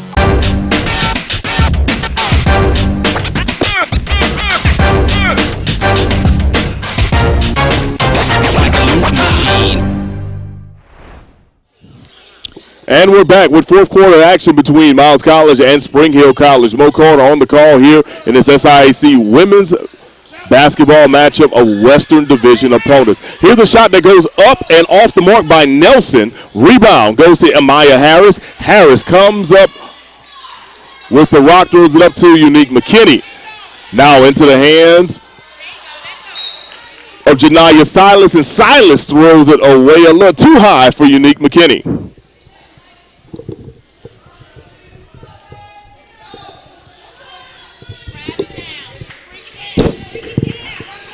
So here's Amaria Harris. Her ball is tipped and stolen by Janiyah Silas. Silas will get it over to Amaya Harris, and Harris will be called for traveling. Couple of turnovers in the first minute of this fourth quarter. Here's an interesting note.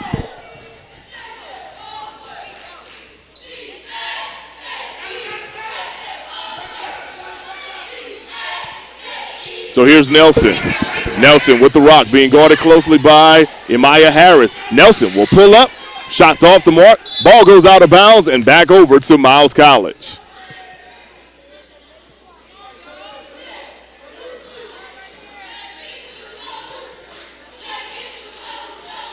Taking a look at your leading scorers, Tadaria Ashley leads all scorers for Miles. She's got 14 points. Imani Williams has 12. Desiree Randall, she's got 10.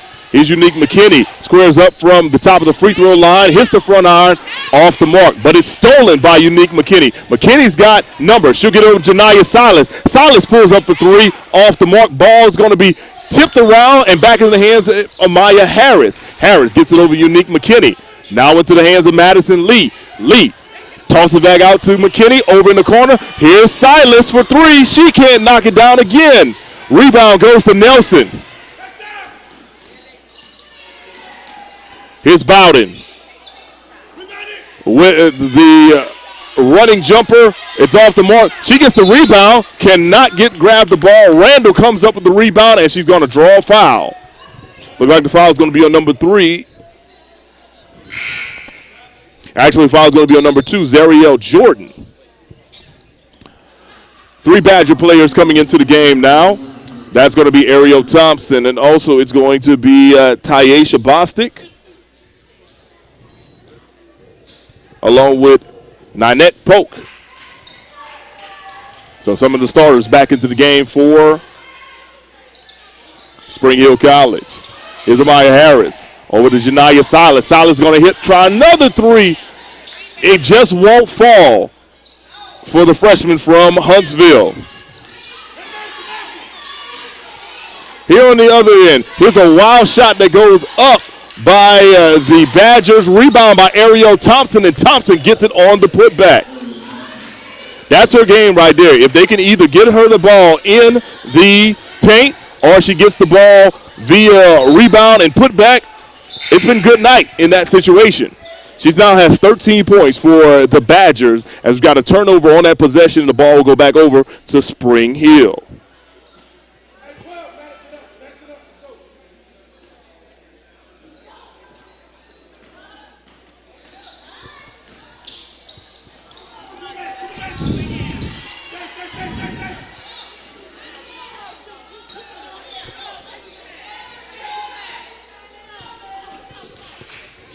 So here we go. It's Spring Hill trying to cut into this deficit. They're down 61-47. Here's Ariel Thompson, the turnaround. The turnaround jumper was off the mark. She got the rebound. Then her and Randall both went for the ball right near that out-of-bounds edge.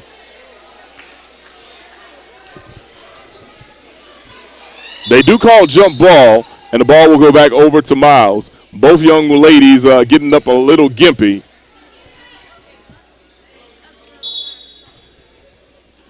So here's Slayton taking the ball out. She'll get it up to Harris. Harris brings up the rock. 6:47 to go. 61-47 is your score. Amaya Harris swings it over to Randall. Randall inside to Madison Lee. Back over to Randall, and Randall's going to score easily. Randall has dominated the paint during the time that she has been in the game, coming off of the bench. 12 points for her. She's the second leading scorer for her team. On the other side, here's Nelson pulling up and cannot knock down the jumper inside the paint. Rebound goes to Falia Greer. Greer will throw it over to Raya Slayton. She's going to try a corner 3, well off the mark. Madison Lee, though, with the rebound and put back in the paint. It's good. 65-47, 18-point lead for Miles College. Here's Jaleisha Mann. Mann gets it over to Bostic. Bostic's going to try to drive baseline, go up and under, but she cannot complete the layup attempt. Here comes Falia Greer. She's got numbers. Greer pulls up, and she'll attempt the shot, but it's off the mark. Rebound goes over to Madison Lee. Lee's going to try a 3. It's off the mark. Long rebound goes to number 10. That's Jaleisha Mann. Mann's going to try to blow by a defender, and she's going to take a hard foul from Madison Lee, but Lee goes automatically over there and picks her up. No hard feelings on the hard foul right there. So heading to the free throw line will be Jaleesa Mann, number 10.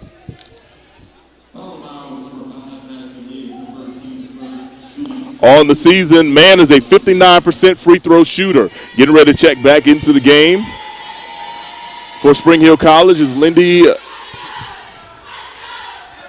DeBilzen. And her first free throw attempt is off the mark by Nelson. Second free throw is true. And DeBilzen will get the shooter. That's Jaleesa Mann. 65-48 is your score, approaching the 5-minute mark to go in the fourth quarter. Madison Lee gets the ball at the high post. She'll get over for Leah Greer. Leah Greer shoots an air ball from the corner. Here's Leah Greer coming up with a steal now. 3-on-3 situation. Ooh, Greer almost picked up that pivot foot for a travel, but instead she swings it over to Madison Lee. Madison Lee will get it over to Nariah Slayton, and Slayton will have her shot partially blocked, but not before she's fouled by Nanette Polk.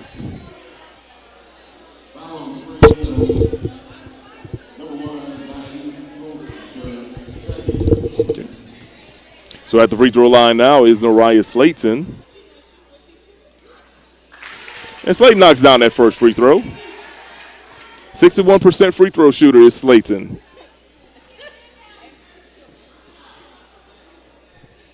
And the second free throw is good. She's got one more. She's now in double digits. 4 Lady Golden Bears are in double digits. She goes 3 for 3 on that trip to the charity stripe. 11 points for Nariah Slayton, 12 points for Desiree Arando, 12 points for Amani Williams, 14 points for Tadaria Ashley. All on a day where Amaya Harris has not been on her normal scoring average. We've got a timeout at the 5-minute mark, so let's take it with them. 68-48 your score, Miles up on top. We'll be right back on HBCU League Pass Plus. I'm a millionaire. I'm not a millionaire. I'm a millionaire. I'm not a millionaire. Crypto is complicated, but as a tax expert with crypto experience, you can hand your taxes off to me. You do your thing, we've got your taxes. Intuit, TurboTax Live.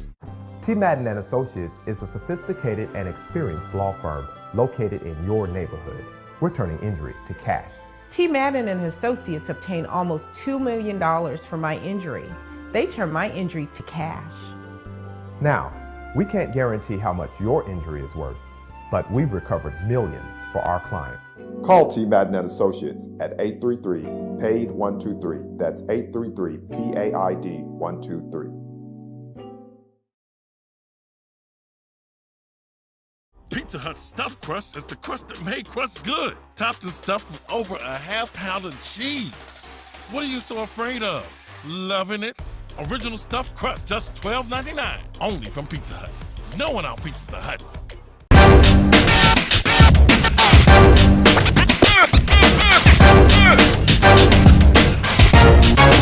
It's like a loop machine. And we're back. 4:54 to go in the fourth quarter. Miles College ahead of Springhill College by 20. Last time these two teams played, it was Miles College that came up with an 81-55 victory down in the Mobile area. Off the inbounds, here's Ariel Thompson. Thompson will get it over to DeBilzen. Now back in the hands of Thompson, into the hands of Bostic. She's got 3 seconds to get a shot off before the shot clock expires, and she does, but she does not get the shot. Here's the baseball pass up the floor from Amaya Harris to Tadaria Ashley. She can't get the bucket to go, but Imani Williams will be fouled on her shot attempt. I say this all the time. Amaya Harris must have played powder puff football in high school. Or in PE, one of the two, because the way she throws some of these passes all the way down the court is picture perfect. And Tadaria Ashley is like kicking herself because she knew she kind of messed up a good situation there. Harris looking at her like, hey, we good. So here's the first free throw attempt by Imani Williams. It rims out.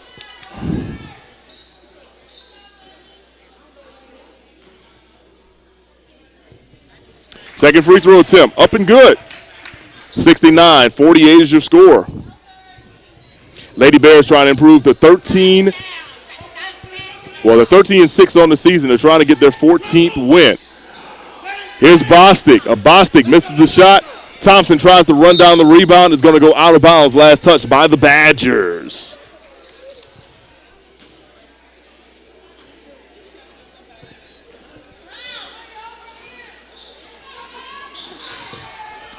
We go inside to Daria Ashley. We'll kick it back out to Amaya Harris. Harris now goes inside to Imani Williams. Back over to Harris. Harris going to try to knock down a three, and she does. Amaya Harris with the three-point bucket. She's now got 8 points on the evening. 72-48 is your score. The Bilson's gonna drive baseline, tries to go behind the back. Instead, is stolen by Amaya Harris. Harris goes behind the back, gets it to Daria Ashley, and Ashley's going to be fouled on the play. I'll admit to you, Amaya Harris's behind the back pass look a whole lot better than the Bilson's behind the back pass. Crazy thing is that neither one of these young ladies could get an assist because their teammates couldn't finish the play.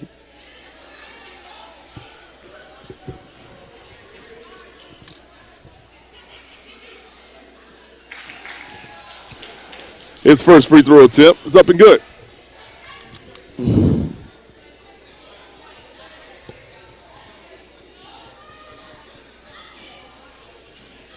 To Daria Ashley trying to add to her scoring total on the day, and she does with 2 for 2 from the free throw line.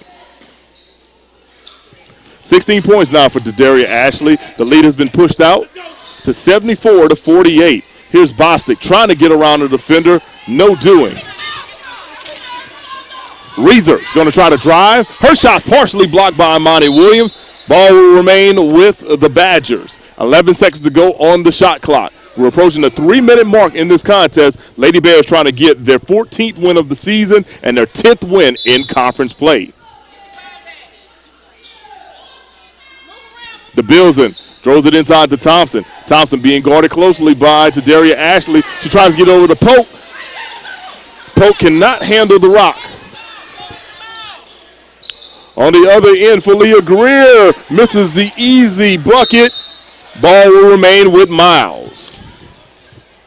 2:53 to go in this contest. Miles College well ahead, 74-48. They beat this same Springhill squad not long ago, 81-55. Here's a turnaround J by Daria Ashley that hits the side iron. Bostic bring the ball up court. Here's Polk. Polk's going to drive, and Polk misses the layup. Here's a rebound by Thompson. Rebound goes in the hands of Amaya Harris. Here's Harris. She's got a 3-on-1. She'll throw it to Imani Williams, and Williams will finish at the rim for another bucket for Miles.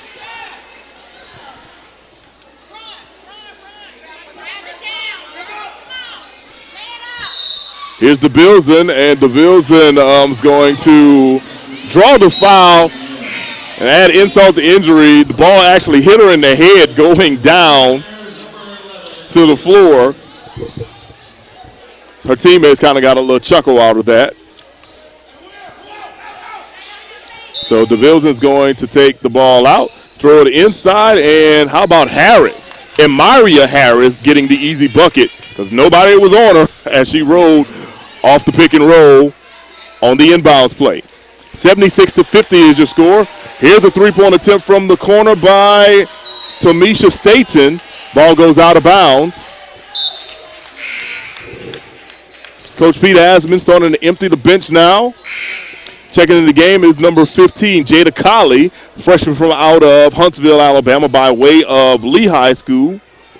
And also checking into the game is Shamaria Gaines, 6'2" junior from Evans, Georgia, Wallace Community College. And here's Gaines. Is going to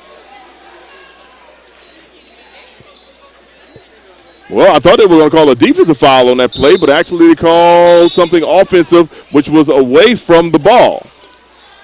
All right, Imani Williams is going to get a final breather. Janiyah Silas is going to check in for her.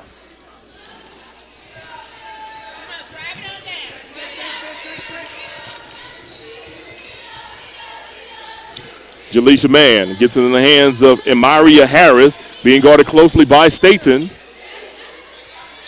Here's Mann, and she's got the rock. Now they'll try to throw it inside to Thompson. Thompson tries to go up and under Gaines, and Gaines partially blocks the ball. Here's a three-point attempt by Jada Colley, well off the mark. Rebound. Gaines tries to run down the rebound, and everybody's making sure that Gaines is A-okay. She hit the wall kind of hard, but she's all right.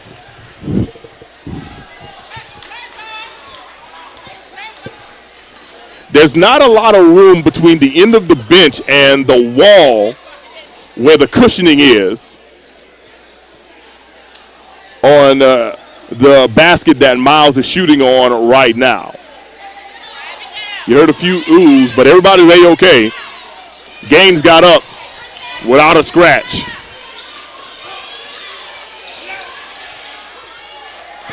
Here's a three-point attempt by Springhill. It's off the mark. Reeser comes up with the steal, a bucket, and one.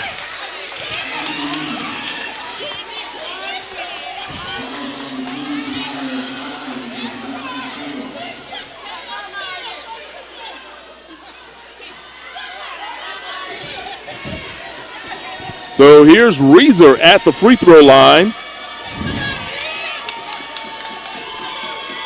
And she hits the back iron. Rebound goes to Janiyah Silas. Reeser only 5 points on the game. She's 3 for 5 from the free throw line. Now here's Janiyah Silas, who will be heading to the free throw line. Silas, the freshman from out of Huntsville, Alabama.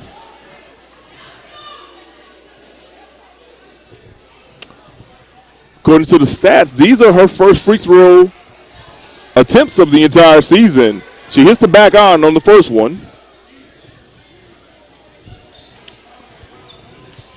Well, she gets the second one to fall. 77-52 is your score. Miles is eerily close to winning this contest by the same score they did the last time. They won the last game 81-55. And here's a ball that goes out of bounds. Here's a ball that goes out of bounds. It will remain with the Badgers. So taking the ball out and almost stolen by Gaines. Ariel Thompson looking for someone to get the rock to. She does. Emiria Harris with the ball now. As I mentioned earlier, Springhill has Emiria Harris. Miles has Amaya Harris. Here's an air ball right there by Harris. Rebound Gaines. Staten's going to bring the ball up. She'll get it over to Postma. No time left on the shot clock, so it looks like Miles is just going to dribble this thing out and pick up their 14th victory of the season. We're at 8, 7, 6, 5, 4, 3, 2, 1, and that's your final buzzer. The Miles College Lady Golden Bears getting a nice ovation as well here inside the Knox Windham Gymnasium. Your final score, 77-52. Taking a look at the final stats, Tadaria Ashley was the leading scorer for Miles College. She had 16 points. Imani Williams, she had 15. Desiree Randall with 12, and Nariah Slayton with 11. On the Spring Hill side, Spring Hill was led today by number 21, Ariel Thompson. Thompson had 13 points. No other teams were none of her teammates were in double figures, as Nelson had 8 and Hardison had 7. Let's run down the team stats real quick. Miles, 27 of 71 from the field for 38%. Spring Hill College, 18 of 58 for 31%. Miles made 3 of 19 from downtown, while Spring Hill made 3 of 9 from downtown. Free throws were similar. Miles 20 of 26 for 76%, while Springhill College was 13 of 22 for 59%. Miles controlled the boards completely as they out-rebounded Springhill College 55-35. Once again, your final score for here inside the Knox-Wyndham Gymnasium, the Lady Golden Bears 77, the Badgers 52. With the win, the Lady Golden Bears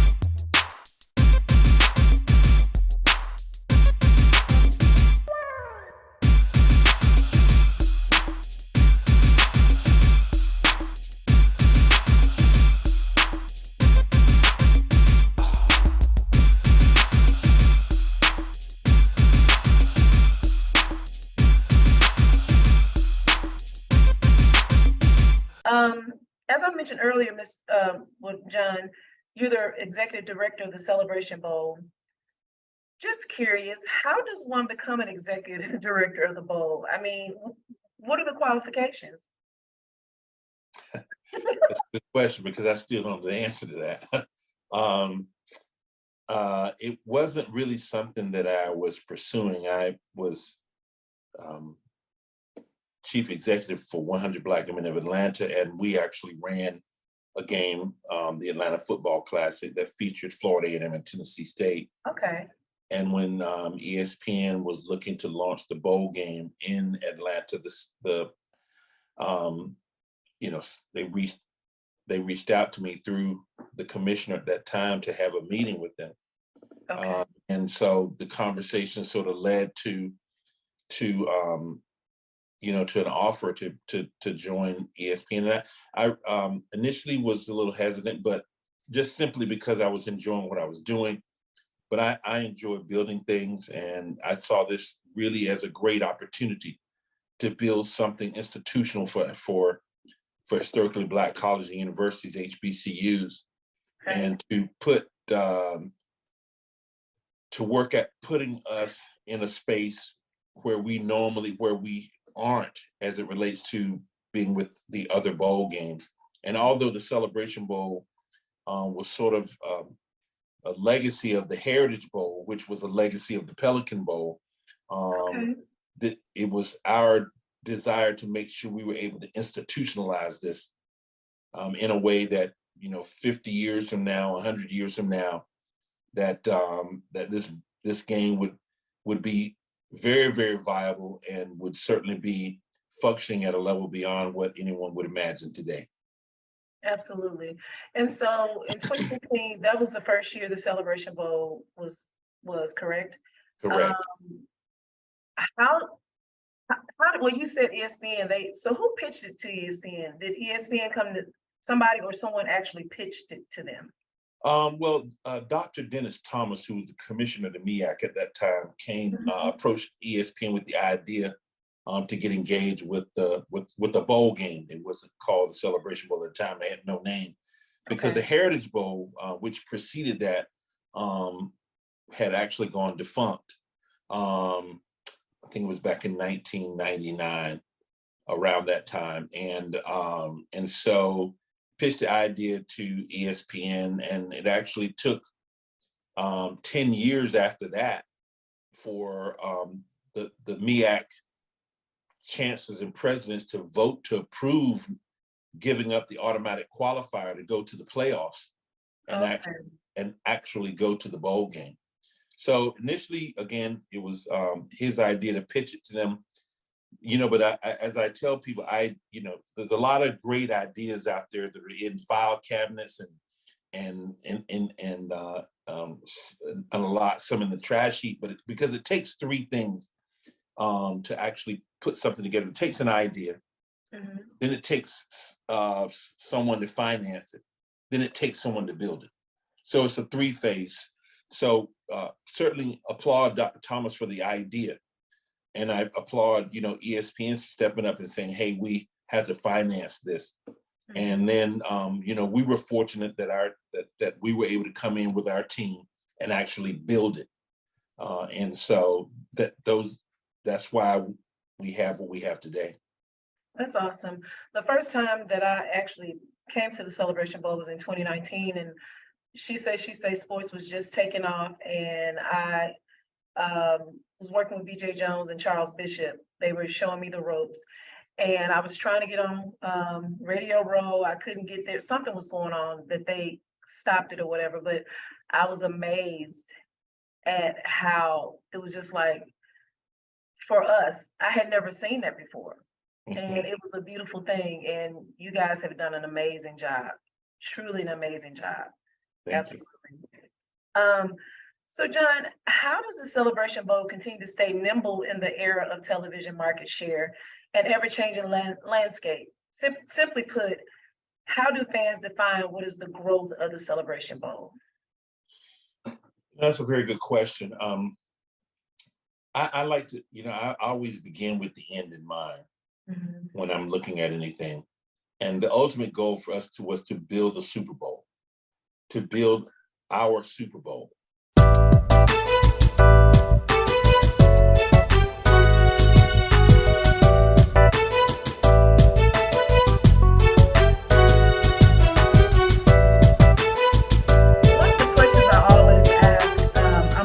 Curious, when people work in sports, I always want to know, how did your love for sports begin? That is a fantastic question. Thank you. I'm not sure how I can pinpoint when the bug bit me, but I always talk about in our house growing up, there was always a black and white picture of my mom's basketball team. And so I grew up knowing that she started as a freshman. She was also part of integrating a predominantly white school. And so she would tell me about some of the struggles that were involved with that. And so I think that always I kind of wanted to make her proud, and I always felt like the bar, she never said that, but I always felt like the bar was going to be starting as a freshman and doing those other things. Although I played softball in high school as well, basketball was my first love. And ironically, one of those things when you've looked at that something for so long, I did start as a freshman. And one of my most favorite years of all in sports was that freshman year when I was allowed to play on the junior high team and the high school team. I grew up in a small Class B school, and so absolutely loved that year where I was playing basketball 5 to 6 days a week. Wow, that's amazing. Yeah, and like you said, you just wanted to make her proud, even though she never said it, but you was trying to follow her footsteps, and that's pretty cool. So as I mentioned earlier, you're a Hall of Famer from your alma mater, with such honors as Player of the Week, OIC Scholar Athlete, OIC and District 9 All-Conference teams, and Northwestern Ranger Queen. What amazing accomplishments. How, with basketball classes, possibly campaigning for Ranger Queen, how were you able to juggle all this and keep your GPA up? Well, it's one of those things that I absolutely loved college, and some of my friends from the Baptist Student Union, they were my sponsoring group for Ranger Queen. Okay. They talked me into it, and ironically, it's the first time that I learned that other people other people can see some things in yourself that you may not see at the time. Right. I never ever considered myself Queen material at all, and I wouldn't have had the nerve to do it had some of my friends were like, "Hey, we'll help you with the posters. We'll help you. We'll back you. You can do this. Everybody knows you," but they didn't know me in that realm. And so I don't know. That was a very eye-opening and life-changing time for me as well. So to be voted in by my peers at a PWI meant a whole lot to me. Yeah. So yeah, but I always saw myself just as a jock, an athlete, a scholar. I did see those things as me, but a queen, I never saw that. Well, you're a queen, sister, that's for sure. You are amazing. Just, researching and reading your bio, I was like, wow, she is amazing. And that's why I'm so excited that you're our very first guest. A.D. Rogers, you were inducted in the Hall of Fame in Langston in 1998. I believe 9 years after you graduated, or 8 or 9 years, is that correct? That's correct. Okay. How was that moment for you to be honored in that way? No one really prepares you. It's like when you're excited about it, and I was honored. My family was there to see me inducted, but I was not prepared for the rush of memories as you're getting ready to thank those that have played a part in your induction. I just saw the hours and hours outside playing on a grass court, the excitement when my dad built my first goal. And it was big because he actually had a welder. I had the metal pole, everything, still had a grass court. But I mean, I looked at all the hours that were spent in the backyard and that had brought me to that point. The sacrifices that my mom and dad had made. We weren't rich by any means. My mom was a school teacher. And, all of that was full circle. And I just felt grateful to God that he allowed me to experience that moment. That's awesome. That's awesome. So, A.D. Rogers, you served 4 years as an athletic director for women's sports and was selected as AD of the Year for Region 6 in 2003. Now, I never knew there could be separate ADs for women and men's sports. Could you elaborate on that for me? I mean, why was it just for women's sport? So at that point in time, we were at NEI Division I school, and so we split the responsibility. Part of my time, there were 2 years that the other men's AD.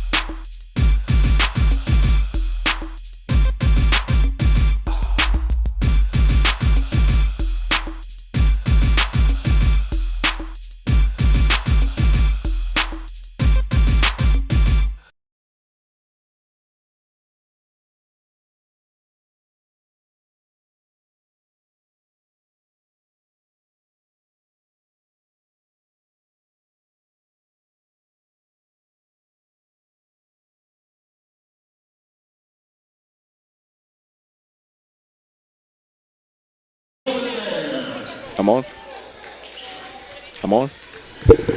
And hello and welcome back to the Knox Windham Gymnasium for the second portion of our doubleheader this evening, as we've got the Miles Golden Bears taking on the Springhill Badgers. These two teams met not long ago, in which Miles pulled off a 12-point victory down in the city of Mobile. When you take a look at the stats for both of these squads, Miles comes to the game 15-5 on the season, 11-4 in SIAC play. And when you look at the last 11 games that Miles has played, they've won 9 of those 11. Unfortunately, 2 of those losses have come to Tuskegee, which is going to be very key and crucial within the SIAC, primarily because when you look at the SIAC standings right now, Miles and Tuskegee have identical conference records, but Tuskegee has the head-to-head against Miles with virtue of a season sweep.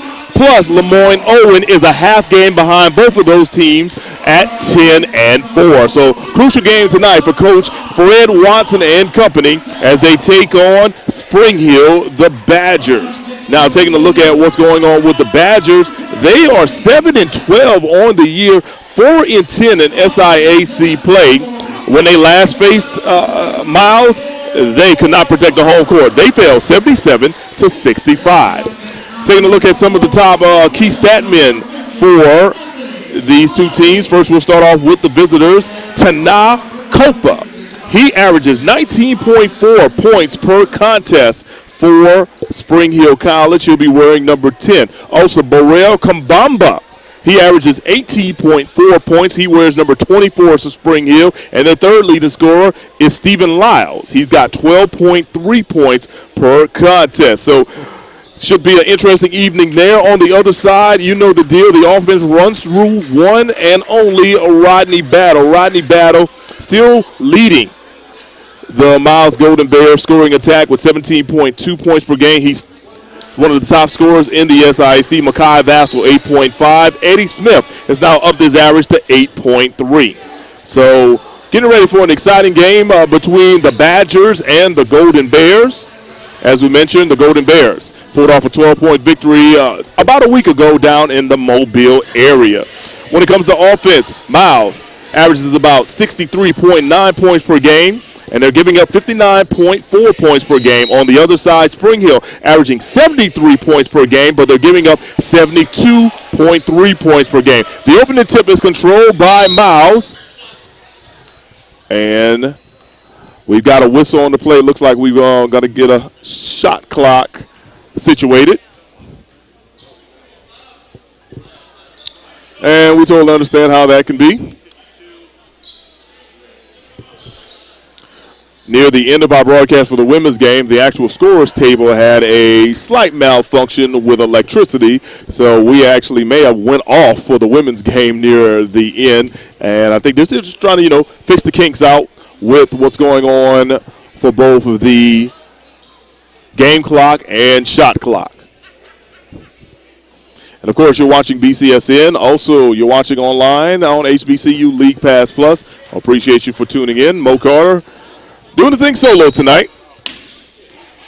But it's all good. We're having a whole lot of fun, and I thank you for tuning in. So, action back in play.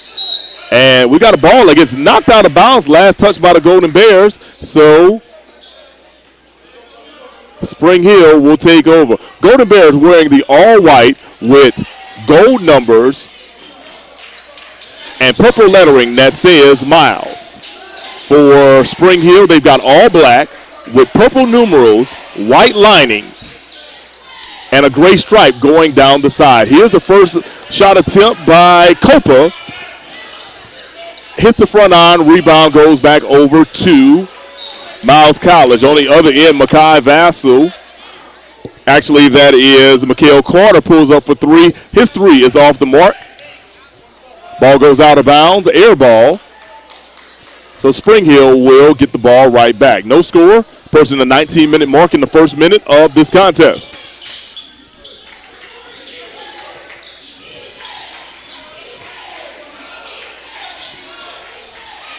Here's a three-point attempt by Spring Hill. It's off the mark. Rebound goes to Copa. Copa gets it over to Isaiah Veal. Now into the hands of Baril Kambamba. Kambamba with a running floater. His shot's off the mark. Rebound goes to the Badgers. Here's a three-point attempt by Isaiah Veal. It's off the mark. Badgers crashing the board, and then they get a bucket right there by Baril Kambamba. So Baril Kambamba gets the Badgers on the board first. Baril Kambamba, the second leading scorer on this Badgers team. He averages 18 points per contest. Here's Rodney Battle, the leading scorer for Miles. He's got 5 seconds on the shot clock, 3 seconds. He'll kick it out. Here's the shot. No, it won't count. Well, they don't even get anything off. Shot clock violation right there. We got an early substitution coming in. Here comes Yasim Hooker. Hooker's going to replace Mikael Carter. The head coach of Spring Hill is Craig Kennedy. His assistant coach is Patrick Nyland. Here's Isaiah Veal, young man from the West Coast, San Francisco, California. Chauber College is where he last played ball. Here's a three-point attempt. Gets the kind roll, and it goes in for Timothy Riley, young man from out of St. Petersburg, Florida, 6'10".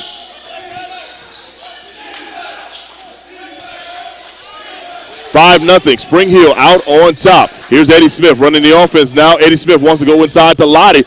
Laddie will have to kick it back out to Makai Vassell. 12 seconds to go on the shot clock. Over in the corner, and they can't get it to Rodney Battle. Ball goes out of bounds and back over to the Badgers. Checking in the game now is going to be Truett Spencer. He will replace Makai Vassell.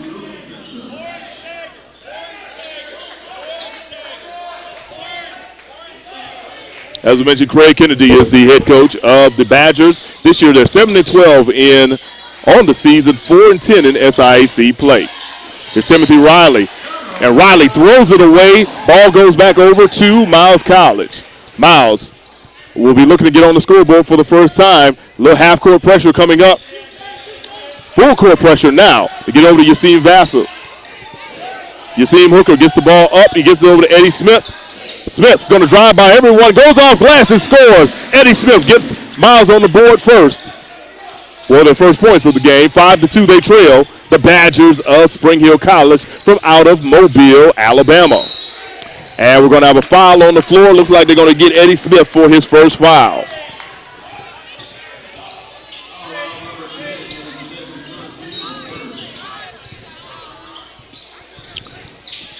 So in the inbounds, Isaiah Veal will kick it out to Timothy Riley. Get it back into the hands of Veal. 18 seconds to go on the shot clock. Here's Veal going to drive on Rodney Battle, goes off glass and scores. Veal gives his team a 7-2 victory. Gives his team a 7-2 lead early on. And Miles throws the ball away. Eddie Smith and Rodney Battle not on the same page. His substitution coming in is going to be Chase Ballard. Checking in for, looks like it's going to be Rodney Battle. He's going to take a quick seat. Chase Ballard into the game now, guarding Isaiah Veal. Veal gets it over to Baril Kambamba. Now in the hands of Riley. And you see him, Hooker knocks it away into the hands of Chase Ballard. Hooker goes up and scores at the rim right there. Ballard to Hooker. 7-4 is your score.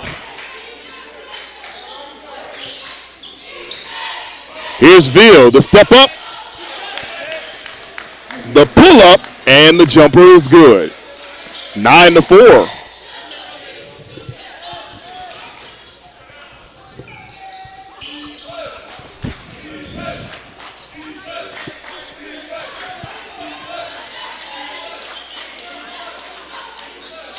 So running the offense right now is Chase Ballard. He gets it over to Spencer Truitt. Truitt's going to blow by his man. Eventually he'll throw it over to Anthony Laddie. Laddie goes up and his shot is blocked by Riley. He'll kick it out. Chase Ballard for three. Hits the back iron. Rebound goes to Kabamba. Good looks by Miles in that possession. They just couldn't get the shots to fall. Here's Kabamba.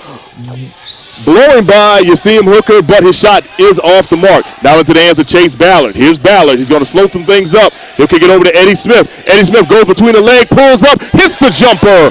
Eddie Smith gives Miles their 6th point of the evening as we approach the 15-minute mark. The Badgers coming off a double screen. And, oh, you see him Hooker almost comes up with a steal. Instead, the Badgers recover. And here's the steal right there. Eddie Smith coming up with the rock. He's going to slow some things up. Wants to get it over to Chase Ballard, but he's being denied by Tana Copa.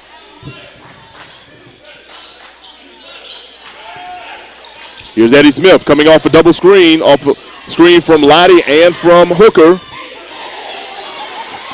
Lottie gets the rock, but he cannot hold on to it. We got a media timeout, so let's take it with it. 9-6. Badgers on top. We'll be right back on BCSN.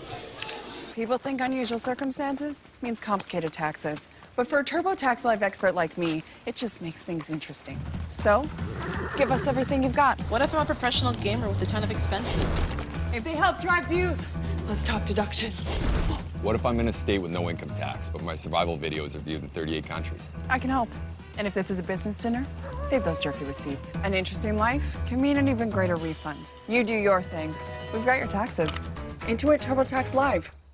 Verizon just gave us all a brand new iPhone 13. We've been customers for years. I thought new phones were for new customers. We got iPhone 13s too, switched to Verizon 2 minutes ago. Ours were busted, and we still got a shiny new one. Check it out. So wait, everybody gets the same great deal. I think that's the point. iPhone 13 on us for every customer. Current, new, everyone. On any unlimited plan, starting at just $35. All on the network more people rely on.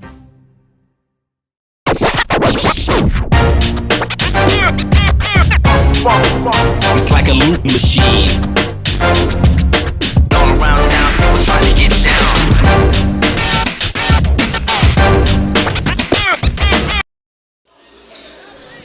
And we're back here on the Black College Sports Network. Mo Carter calling today's game between Miles and Springhill College. It's the second game of the doubleheader. Lots of things going on in the world of HBCU sports. Of course, we got the SIAC tournament coming up at the end of February. Going to be a week-long trek out there at Savannah State University in beautiful Savannah, Georgia. Should be an exciting experience, and we'll definitely see both the Miles women and men at that tournament. I guess the big question for the women will be, can they find a way to dethrone Miles to get the victory in the tournament? And for the men, they're just going to have to go through a gauntlet that is the entire SIAC. On the floor right here, Spencer Truitt. He drives in and he is fouled on the play. Truitt's going to head over to the free throw line. Let's take a look at some early first half stats thus far. Of course, it's 9-6. Badgers up on top. Miles is 3 of 6 from the field for 50%. Springhill College, 4 of 10 from the field for 40%. Miles is 0 for 2 from three-point range, while Springhill College is 1 of 3 from three-point range. As Spencer Truitt knocks down his first free throw attempt, actually the first free throw attempt of the entire evening. Makes it a 9-7 game, and Spencer Truitt will try to make it 2 for 2. And he does. 9-8 is your score. We've got a 1-point game, everyone.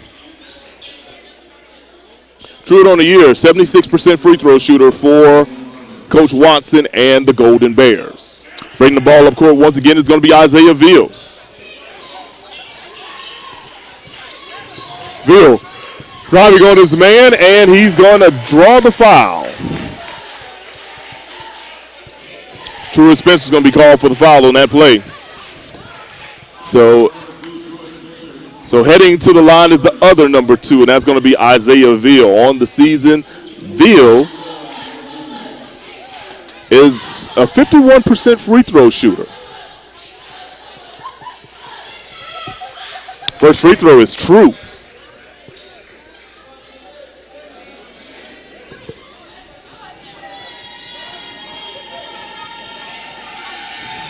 And here comes his second, and it's good. Substitution coming in, that's going to be Makai Vassell. Vassell's going to sub out Truitt Spencer.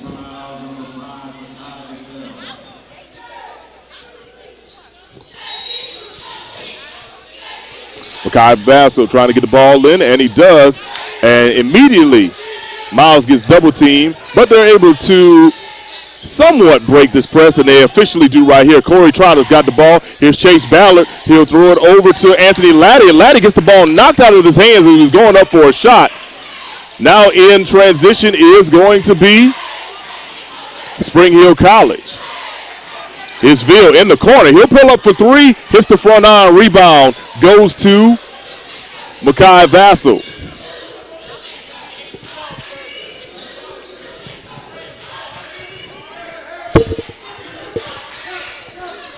Coach Watson telling his guys move in this offensive set. Vassell's got the rock. You get it over to Yasim Hooker. Hooker will pull up and scores.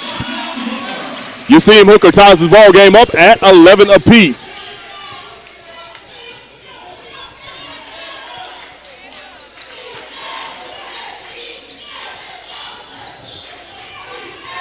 Coach Watson telling his guys, don't be afraid of the extra pass. Get high percentage shots. As Copa pulls up, he misses his shot ahead of the pack. Here's Yasim Hooker. He throws it down right there in Dunk City.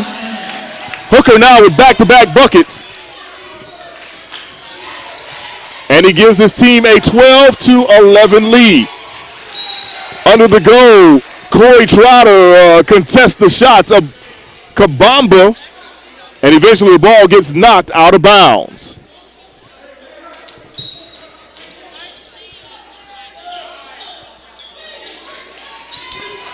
And Hooker comes up with a steal, but it looks like he stepped out of bounds. Good hustle play, though, by the man who just threw it down in Dunk City just a few moments ago.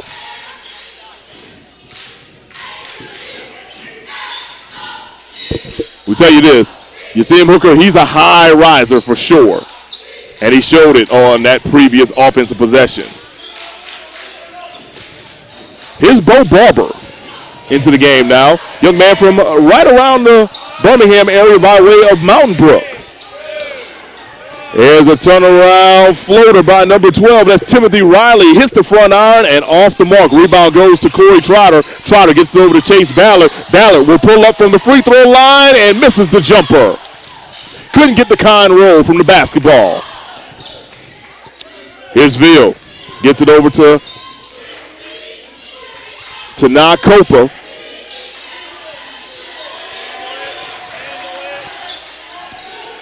Veal has it stolen. Once again, you see him, Hooker. Oh, he thought about doing. Hooker scores on the layup.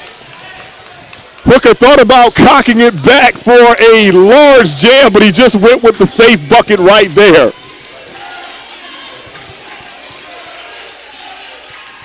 have been a Tomahawk slam. Instead, he just settled for the layup to put his team out in front by 3. 11 seconds to go now. Here's Kambamba. And Kambamba is going to be fouled by Yasim Hooker. And we've got another timeout, so we'll take it with them. 10:47 to go. 14-11 is your score. We'll be right back. At HBCUs, there's no limit to who we can be. Black and inspired and thriving. Black and magnetic and sing. From the classrooms to the quad, our passion is our purpose. We are leaders and legacy. So when you look at what we accomplish next, you'll know where it started. For who you are and who you want to be, we're here. I'm a millionaire. I'm not a millionaire. I'm a millionaire. I'm not a millionaire. Crypto is complicated, but as a tax expert with crypto experience, you can hand your taxes off to me. You do your thing, we've got your taxes. Intuit, TurboTax Live. Pizza Hut's stuffed crust is the crust that made crust good. Topped and stuffed with over a half-pound of cheese. What are you so afraid of? Loving it? Original stuffed crust, just $12.99. Only from Pizza Hut. No one out-pizzas the Hut.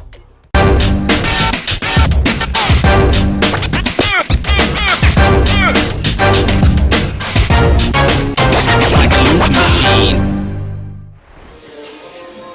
And welcome back, everyone, to the Knox Windham Gymnasium. You're taking a look at the huddle right now with the Miles Golden Bears, Coach Fred Watson and company. They currently lead 14-11 with 10:47 to go here in the first half. Golden Bears, as of now, they are shooting 66% from the field. They are 6 of 9, while Springhill College is 4 of 14 for 28.6%. And looks like there's a little confusion between what's the actual score. The coaching staff over at Springhill is saying it should be 13-12, while our current score on the scoreboard says 14-11, and also they're saying that in the live stats.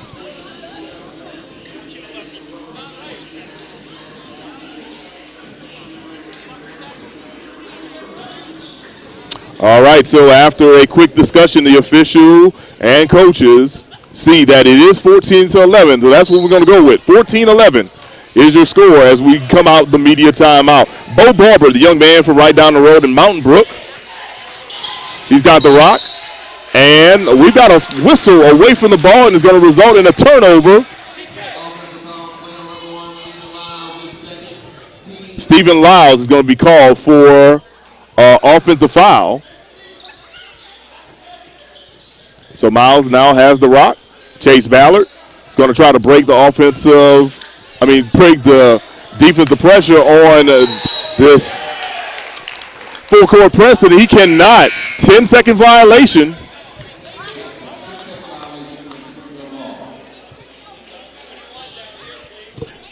Ten-second violation, so the ball will go right back to the Badgers.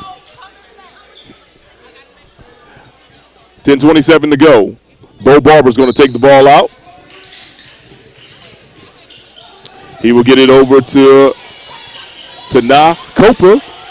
Copa, turn around, pull up, misses the shot, but he draws the foul on the play.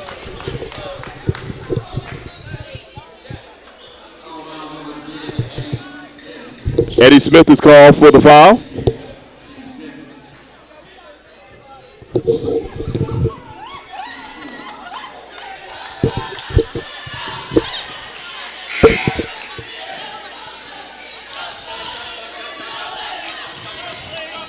All right, so subbing into the game now will be number 14.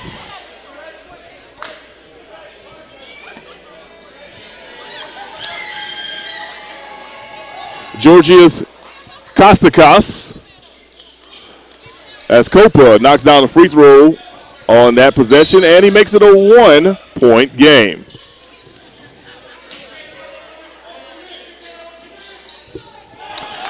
And Miles will throw the ball away. The ball will go back over to the Badgers. Checking back into the game now is number 50, Anthony Lottie. He will replace Yasim Hooker.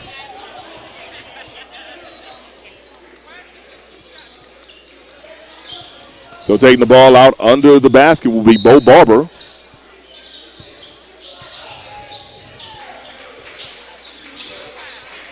So to get the ball in, here's Copa. Being guarded closely by Stuart Spencer. He'll step back, shot off the mark. You see him Hooker's ahead of everyone. They throw it up. You see him Hooker with a throwdown right there in Dunk City, and looks like he drew a foul in the process too. Good play by Chase Ballard to throw it all the way over to Yasim Hooker. Stephen Lyles is called for the foul, his third.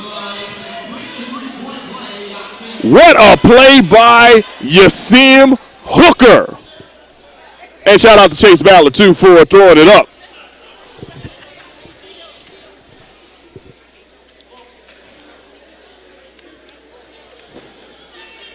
Here's a free throw attempt by Hooker, though. He cannot connect on the three-point play.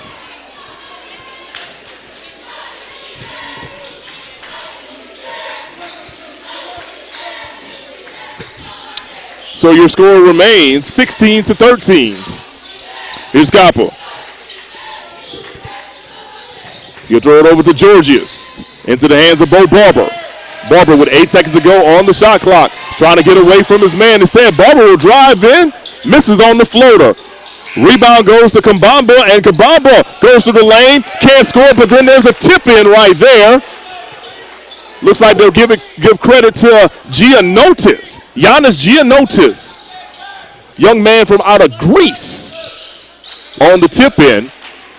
He makes it a 1-point game. I'll tell you this Springhill College team is tall and long. The two shortest guys on their team are 5'10". Everyone else is 6 foot and above. Checking in the game right now is Todd Burt. He'll give Anthony Laddie a breather. So clearly, if you're Miles, you're going to have to watch the shots you take against this Badger team because all these guys are long and tall. Also checking into the game now is Alan Swinson. Young man from out of Brussels, Belgium. And Yasim Hooker gets another bucket right there, extends the lead, making it 18-15.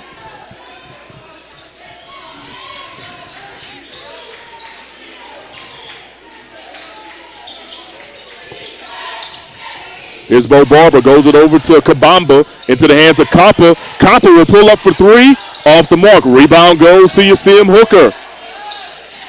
Hooker is going to try to drive, goes off glass, misses the shot. Rebound goes to the Badgers. It's a good look by Hooker, he just couldn't finish. Bo Barber gets it over to Copper, and almost a steal by Yasim Hooker. Copper's going to step back for three, and he knocks it down.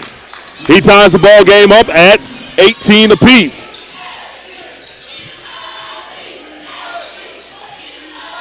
He's their leading scorer, so it's only a matter of time. If he gets hot, he could be a threat for the Golden Bears.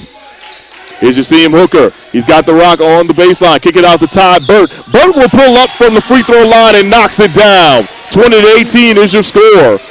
We're at 7:47 to go. Next dead ball will be taking a media timeout here on BCSN. Let's continue the action though. Bo Barber being guarded closely by Swinson. Barber goes under the goal. He gets it to Giannotis. Giannotis will miss the shot.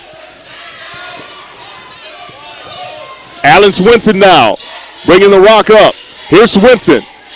He'll kick it out in the corner for three by Mikael Carter. Mikael Carter is good from downtown Fairfield. 23-18 is your score.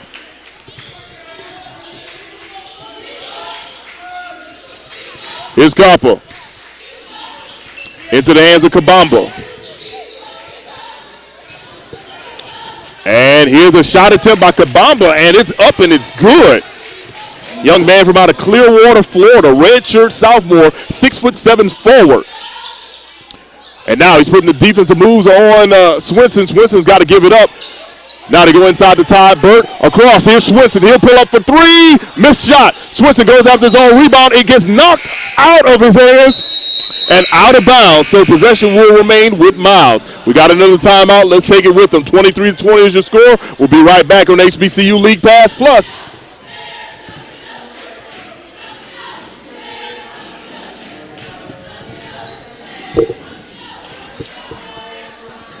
When you work in IT, complaints are part of the job. Bill says the coffee's weak today. But since CDW helped us switch to Mac, everyone's happier. Dan from finance likes getting performance without a big price tag. Phoebe digs the power of the Apple M1 chip. Mac is easy to manage, compatible with all our apps, and came pre-configured by CDW. Now we're even getting compliments. That was Bill again, says he loves his new Mac. He's right about the coffee. Hey, babe, meet us at the bottom of the trail. Oh, man. Hey. Open up. The redesigned Chevy Silverado with a sophisticated high-tech interior. Open the door. It's easy to forget it's a truck. Thanks. Nice truck. It was. Find new style. Find new roads. Chevrolet.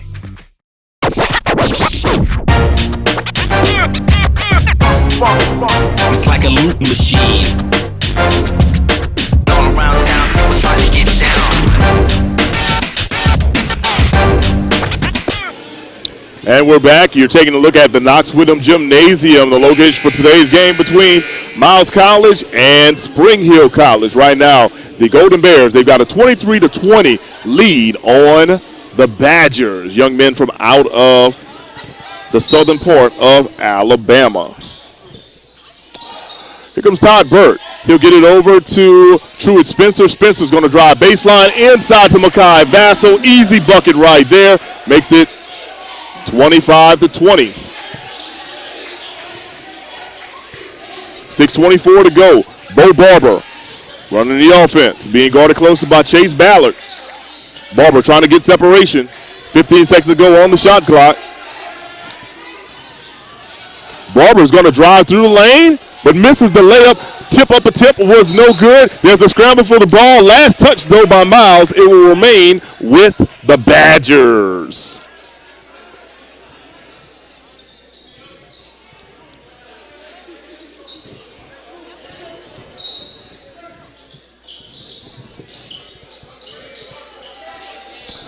So off the inbounds.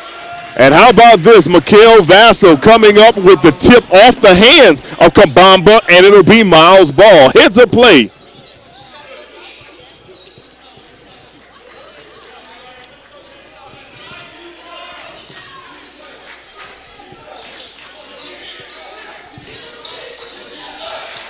So here's Mikael Carter.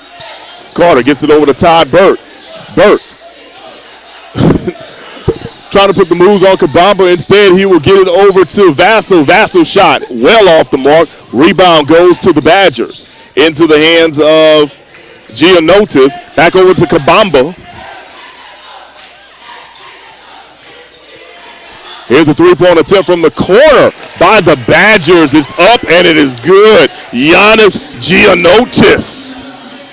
6'7" young man from out of Greece. Transfer from Virginia Southwest Community College. Knocks down the three-pointer and makes it a 2-point game. Can Miles respond with a three-pointer? And they can. Mikael Carter with the three-pointer. 28-25 is your score as we hit the 5-minute mark in the first half. Coming up at halftime, you'll take a look at some of the snippets of the work and shows that we have here on the Black College Sports Network and HBCU League Pass Plus, which include Inside the HBCU Sports Lab with Dr. Kenyatta Cavill. And how about that block by Mikael Vassell? The guy is a high riser and knocked Giannotis' shot into the front row of the stands in the corner. As I mentioned, coming up at a halftime, we will have some snippets of some of the work that is being done here on BCSN and HBCU League Pass Plus. That includes Inside the HBCU Sports Lab with Dr. Kenyatta Cavill, Mike Washington, and Charles Bishop. It airs every Tuesday at 7, 6 Central Also, the BCS Sports Wrap with our good friends A.D. Drew and Brian Fulford, which airs every Sunday right here on the same network. So we'll have some snippets, and you get a chance to check out what kind of work they do as Makai Carter drives baseline, throws it inside, and then there's a scramble for the ball. About 4 guys are on the floor. Eventually, Chase Ballard gets the rock from Yasim Hooker. 4:22 to go, 13 seconds to go on the shot clock. Here's Ballard trying to shape Copper. Comes off the screen, 4 seconds to go. He's got to get a shot off, and he does. Hits the back on, rebound, Kabamba. Here comes Bo Barber. Barber will get it over to Kabamba. Now back over to Barber. Kabamba's got the ball. He's going to dribble the rock out. Bo Barber's going to take a deep three-pointer, and it is good.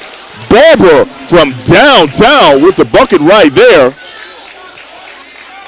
Bo Barber's a 30% three-point shooter on the year, and he just knocked down that one to make it a 2-point game. Here's a three-point attempt by Mikael Vassell. It rims in and out. The Badgers have a chance to either tie it or take the lead. Timothy Riley with the rock over to Bo Barber. Into the corner. Giannotis for 3. It rims out. Rebound goes to Chase Ballard.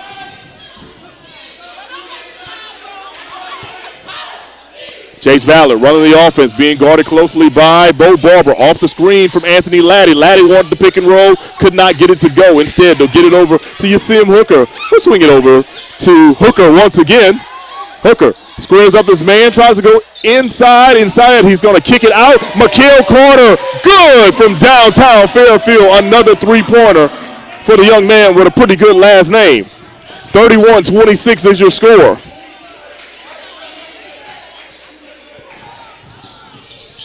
Three-point attempt by Copper is off the mark. Here comes Chase Ballard inside to Mikael Vassell, and Vassell gets the easy bucket. He makes it a 7-point game.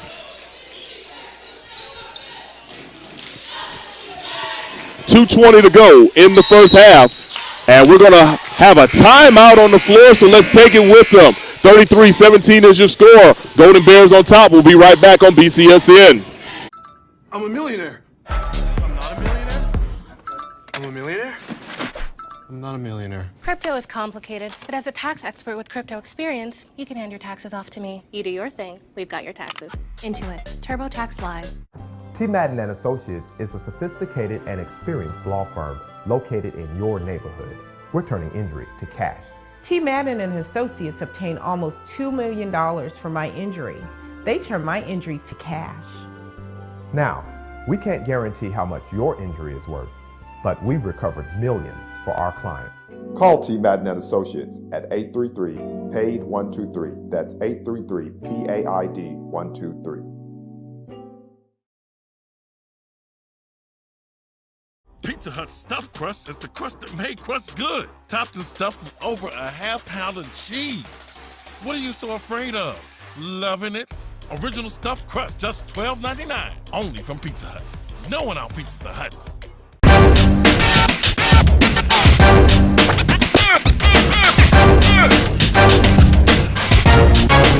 It's like a loop machine.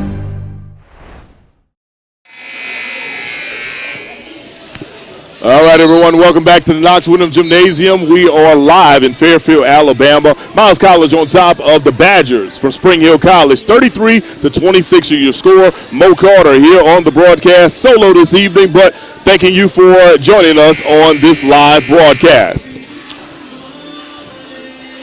Good crowd on hand. Probably not the capacity crowd that we had on Saturday or the previous home game when they took on Central State, but still a good crowd on hand. Lots of Miles College Golden Bear students making their way in here to support the basketball team that's currently tied for first place in the SIAC West.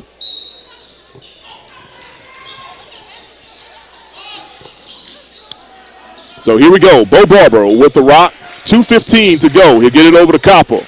Copper will get it over to Kasikas. Georgis Kasikas. Try to go inside to Kumbamba. Kambamba will step back and take a three. Hits the back iron off the mark. Bo Barber comes up with the long rebound. He'll get it over to Georgius Kobab. And then here's.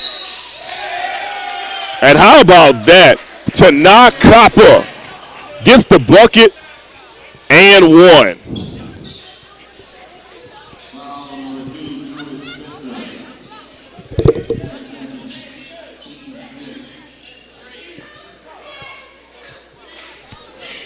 And Kappa's a heck of a free throw shooter. 86% on the season. 86% free throw shooter on the year. He has a chance to make this a 4-point game with this and one portion of the free throw. And he does. Easy.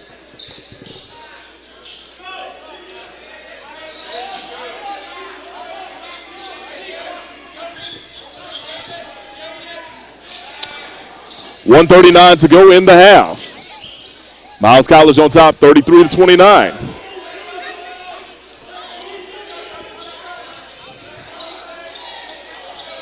Here's Chase Ballard trying to get it over to Mekhi Vassell. Vassell gets double teamed on the baseline. He throws it inside. You see him. Hooker rises and scores over two defenders with that bucket right there. 35-29. Approaching the 1 minute mark to go in the first half. As I mentioned, a lot of things going on in the world of HBCU sports, including this upcoming Wednesday, as is National Signing Day. Tune into the Black College Sports Network and also to HBCU League Pass Plus for some Signing Day special materials, as we will hear from several of the schools who have football teams and what they did on Signing Day. That's going to be very, very exciting. So you want to tune in to check that out. Going inside, Anthony Laddie goes up, misses the shot, but he scores on the putback. Anthony Laddie with the bucket. Our situation, 23 seconds to go on the shot clock and game clock as Kappa spins inside and scores, and then he went down and he is grabbing his ankle. Trainer's running out to him real quick. Definitely landed awkwardly after he scored that bucket. So let's do this. Let's take a 30-second timeout and we'll be right back on BCSN.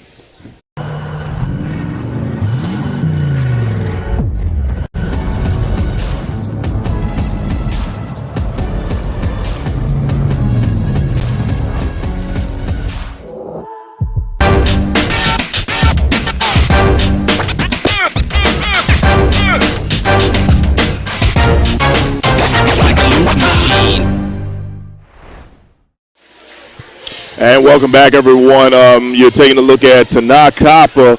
He looks to have an apparent ankle injury. He cannot put any weight on his foot right there. If he can't go in the second half, that's going to be a huge loss for the Springhill Badgers because their offense literally runs through him. He is the leading scorer for this team at almost 20 points per contest, 19.4 to be exact. He is being helped off and over to the trainer's table right now.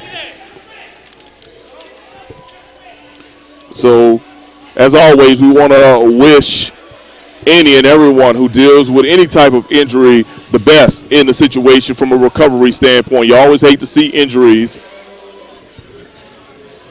because he made a spectacular move. He had a nice spin, a rise, and a bucket, but then he landed awkwardly on his ankle, and as he was going off the court, he had to be helped off the court by a pair of trainers because he could not put any weight on the foot that he had.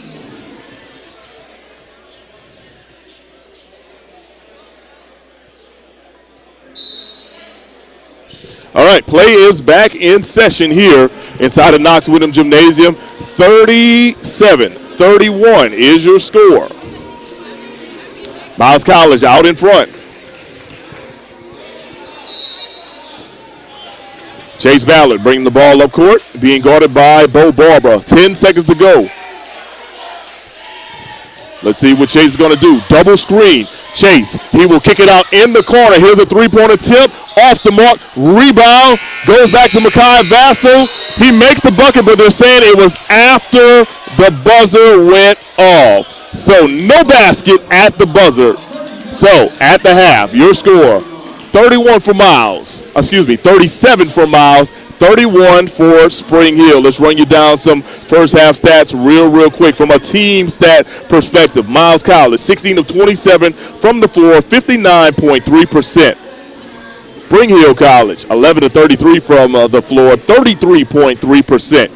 From three-point attempts, you're looking at Miles with 3 for 8 from downtown, while Spring Hill College, 4 of 11. Free throws, Spring Hill College has made all 5 of theirs. Miles is 2 for 3. Rebounding is just about even, with Miles having a 1 rebound edge at 17 to 16. So once again, your score at the half, it's 37 to 31. I'll give you high scores real quick before we take our break. For Spring Hill, it's Tana Kappa. 10 points on the evening. He leads all scorers for the Badgers. On the other end, it's pretty even kill, but Yasim Hooker is the leading scorer for Miles College. He's got 14. Mikael Carter has 9. So let's take a break, enjoy our halftime festivities to see some of the shows that are featured here on BCSN. We'll return to get you ready for second half basketball between Miles and Spring Hill College on BCSN.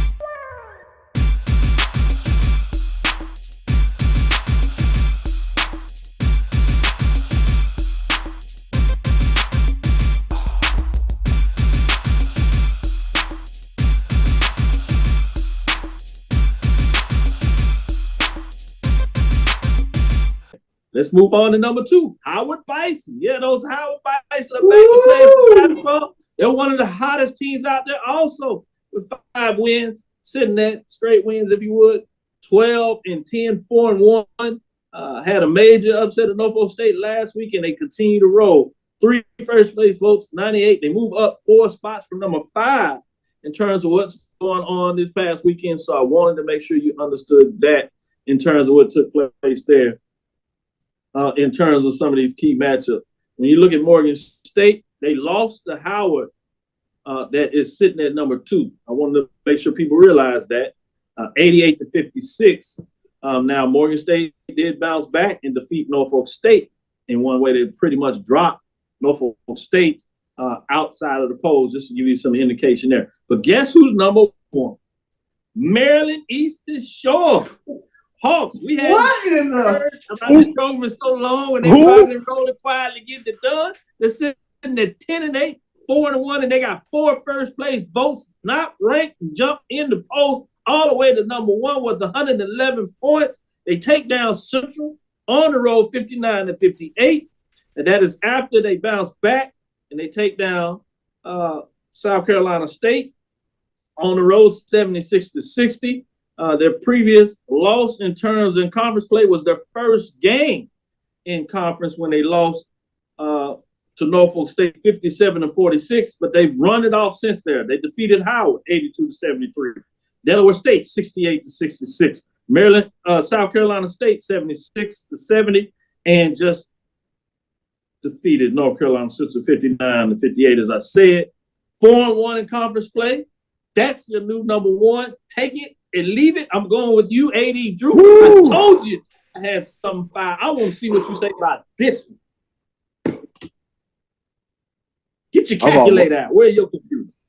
I'm almost speechless on this one, Dr. Kabir. Almost speechless.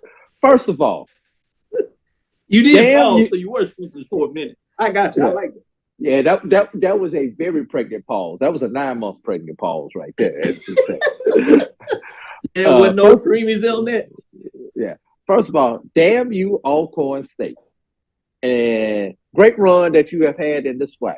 But were it not for Alcorn State, Dr. Cavill, do you realize this would have been the first time all season that you would have had every team in your poll not upside down? Alcorn State was the only team in this poll that was upside down. So damn you for Alcorn State for your non-conference record. All you had to do was get one more, and then would have been the first time. Hopefully next week. Now I say this. Now next week everybody will be upside down, so you know how that goes. But looking at this Maryland Eastern Shore, I'm still trying to scratch my head on that one, Dr. Cavill. Four straight. And let me get it straight. Alcorn actually has won 6 straight. I understand your justification for having Maryland Eastern Shore up there, but I'm supposed to get into you like you got into me. Despite the head-to-head with Maryland Eastern Shore over Howard in the conference opener, I still can't see. I guess this. Howard has more sexy victories than Maryland Eastern Shore. They do. So, as a human voter, we all love our sex.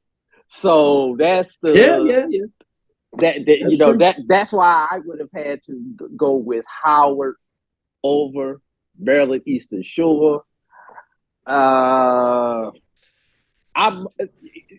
Despite Morgan defeated your previous number one. Correct me if I'm wrong. The number one from 2 weeks ago. Norfolk was like number 3 last week, and they now sit. That only got them to number 5, Dr. Cavill. I've got to question that. I think Morgan should have been up ahead of Southern and possibly Alcorn if you consider Morgan's non-conference. Now, conference. All this East Coast bias.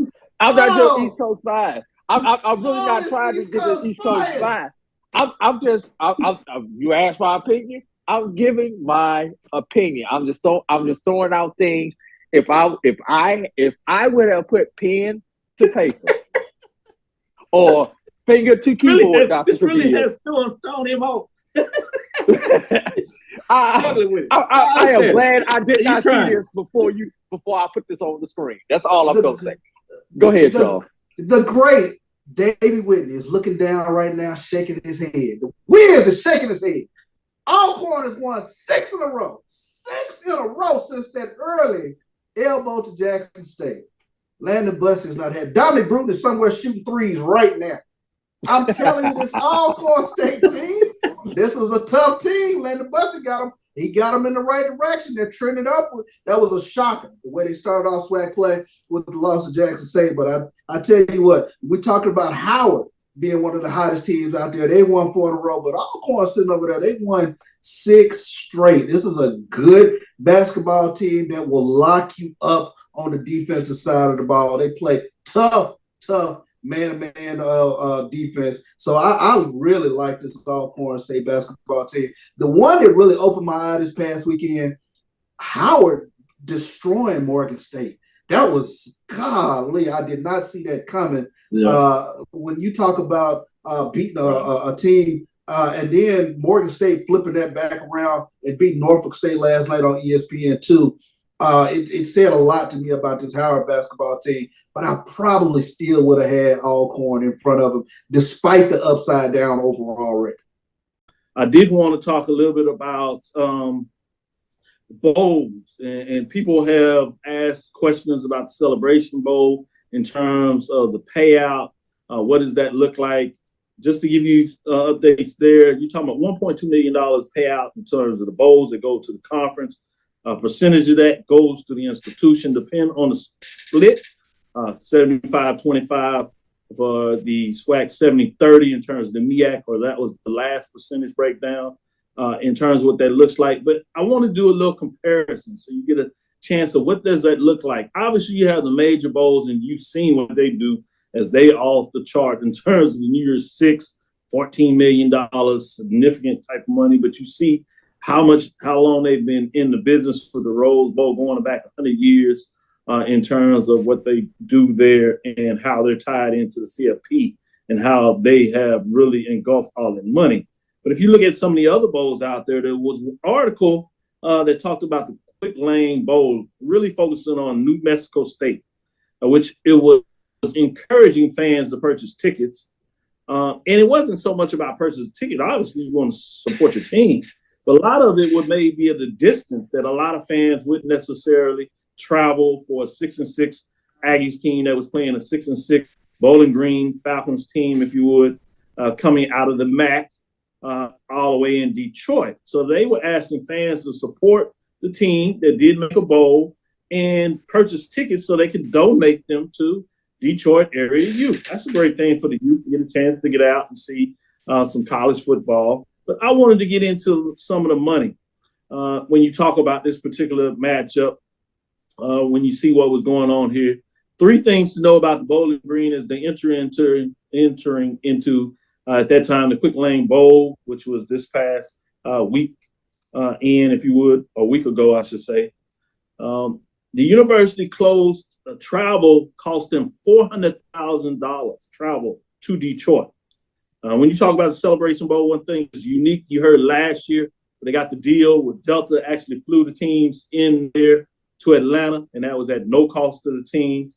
So you didn't have to worry about that type of cost where you see it doing $400K for Detroit. And so some interesting things there when you think about it. But this is really, it was interesting when I've seen this, when you talk about these payouts. Because a lot of folks talk about $1 million, $2, $3 million payouts for these bowls.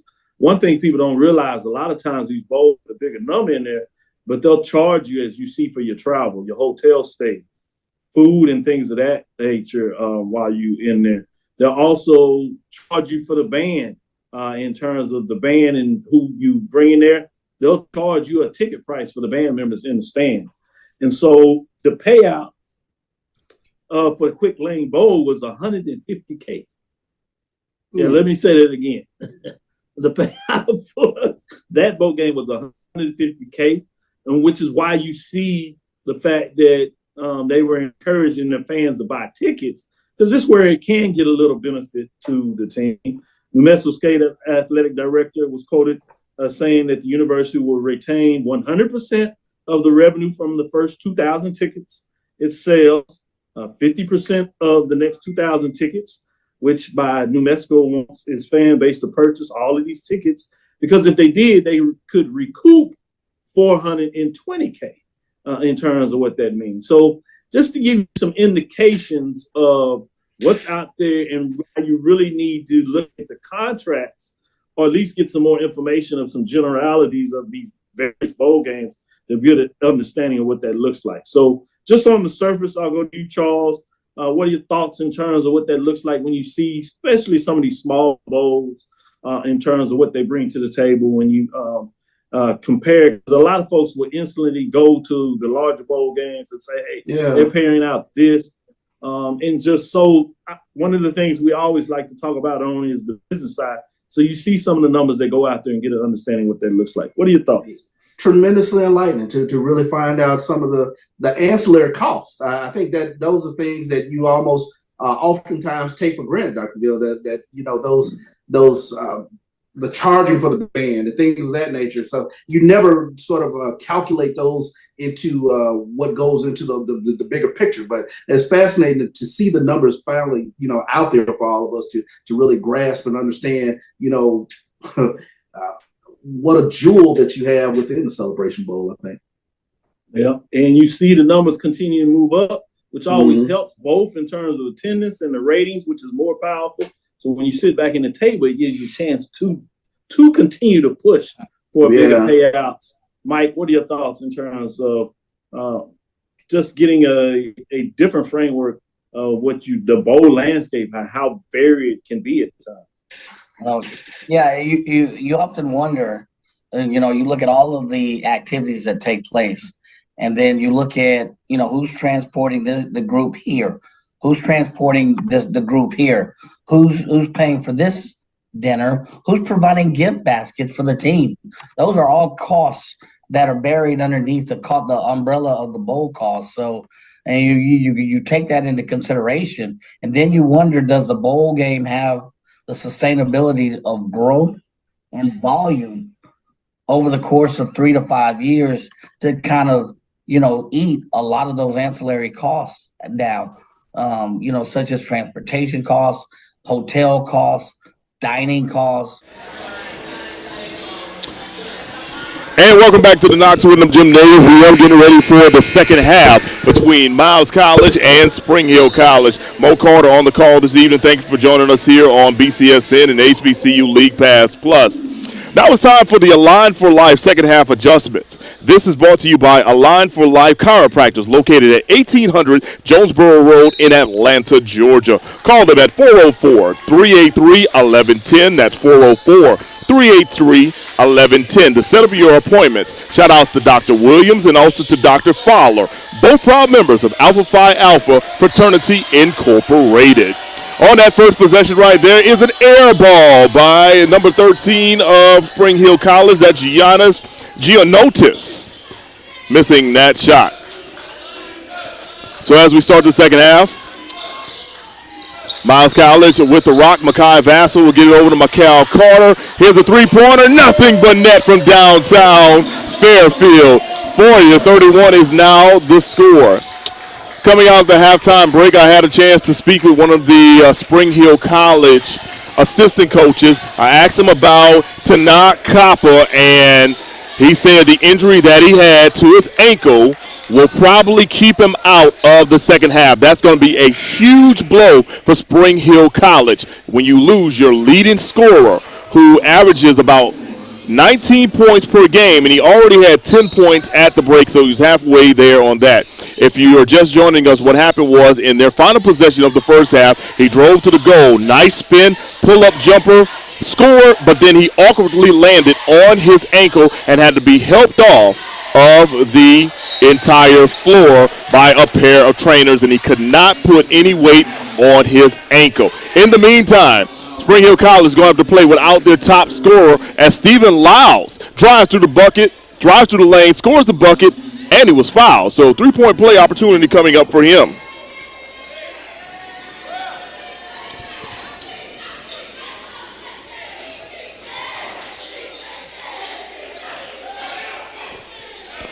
And he was not able to complete the three-point play. So running the offense right now is actually Chase Ballard.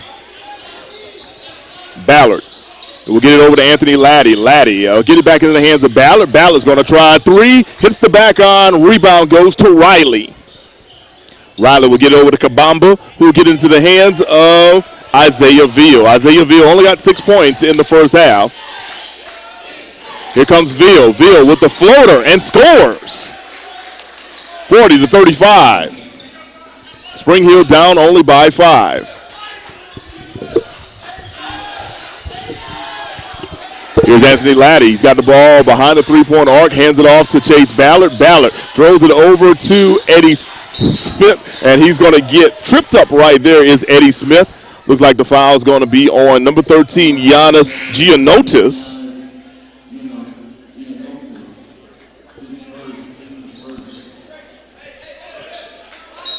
It's good. All right, so back on the offensive. Here comes on the inbounds, and Lottie gets the ball underneath the basket, and he scores off glass. Anthony Lottie, not the best high percentage shot because he truly was behind the goal, but somehow uses that entire 6'9" frame to stretch his entire arms out to go off glass and scores to give his team a 7-point lead. Here's Kambamba. He's going to drive to the bucket, and he's going to score and one. And now he's starting to look down the face of Makai Vassell. Checking in the game right now is Corey Trotter. Trotter is going to replace Anthony Lottie. Looks like Coach Fred Watson really trying to keep all of his guys fresh this evening because he's making massive substitutions every few minutes, it seems to be. So at the line, it'll be Kabamba on the year. He is an 82% free throw shooter. I mean, overall, when I look at some of these free throw percentages that Springhill College had, they have to be some of the best in the entire SIAC. Here's Springhill putting on a little full court press. Chase Ballard, though, is like, chase me if you can, and he breaks it easily. Now starting up the offensive stretch, he's going to get it over to Corey Trotter. Trotter dribbling it out. Back in the hands of Chase Ballard. 14 seconds to go on the shot clock. He'll get over to Makai Vassell. Vassell going to drive. He'll kick it out to Makai Carter. In the corner for three. That's another three-pointer for Mikael Carter. Carter is just ringing it up from three-point range. That's his fifth three-pointer of the game.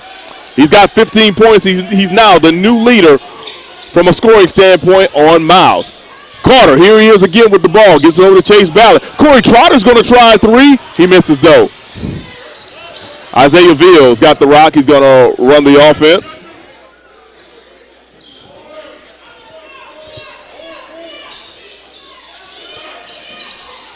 And here's Veal. He will try the floater in the lane off the mark. Spencer Truitt, who just checked into the game. And he misses the layup. It's Truitt Spencer. So here's Stephen Lyles. Lyles will kick it out to his teammate. Here's a three-point attempt. Rims out. Ball goes over to Springhill once again on a wild rebound.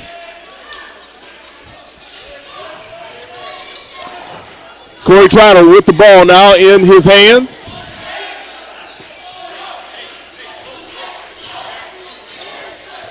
Trotter trying to go inside to Makai Vassell. Vassell squares up, puts a shot up. Oh, and he misses.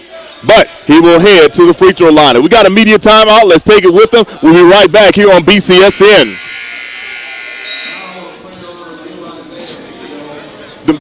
I'm a millionaire. I'm not a millionaire. I'm a millionaire.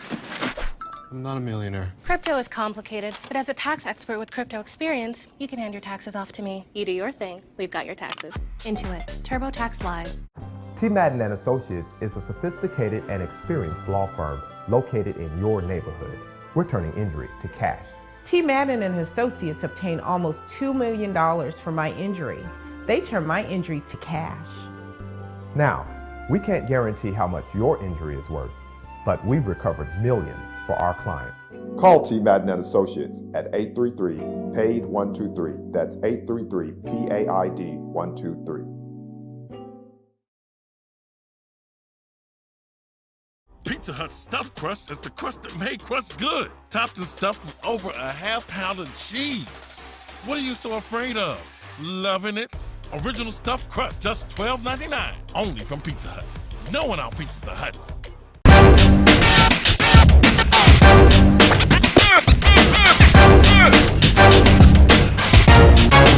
It's like a loop machine. And welcome back to the Knox Wyndham Gymnasium. We're out of the first media timeout in which Miles leads 45-38. Coach Fred Watson and company trying to improve to 16-5 on the season and trying to pick up their 12th win in SIAC play, which will keep them in the running for first place in the SIAC West. Right now it's 45-38. Your leading scorers for Miles College. Mikael Carter with 15. Yasim Hooker with 14 for Springhill. Tanae Copper, who is probably out for the rest of the game, he's got 10. Isaiah Veal, he's got 8. At the free throw line right now is Makai Vassell. Vassell gets the first free throw to fall. Vassell on the year, a 69% free throw shooter. Let's see if he can make it 2 of 2 coming up. And does. Checking into the game now is Yasim Hooker. He'll replace Vassell. 47-38 is your new score. 16 minutes to go in regulation. Here comes Isaiah Veal. Veal's going to dribble it back out. He'll throw it all the way over to Stephen Lyles.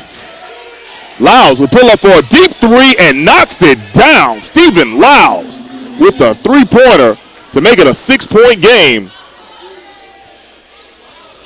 Stephen Lyles had a hand in his face, defender in his face, Didn't matter. All he needed was a little space.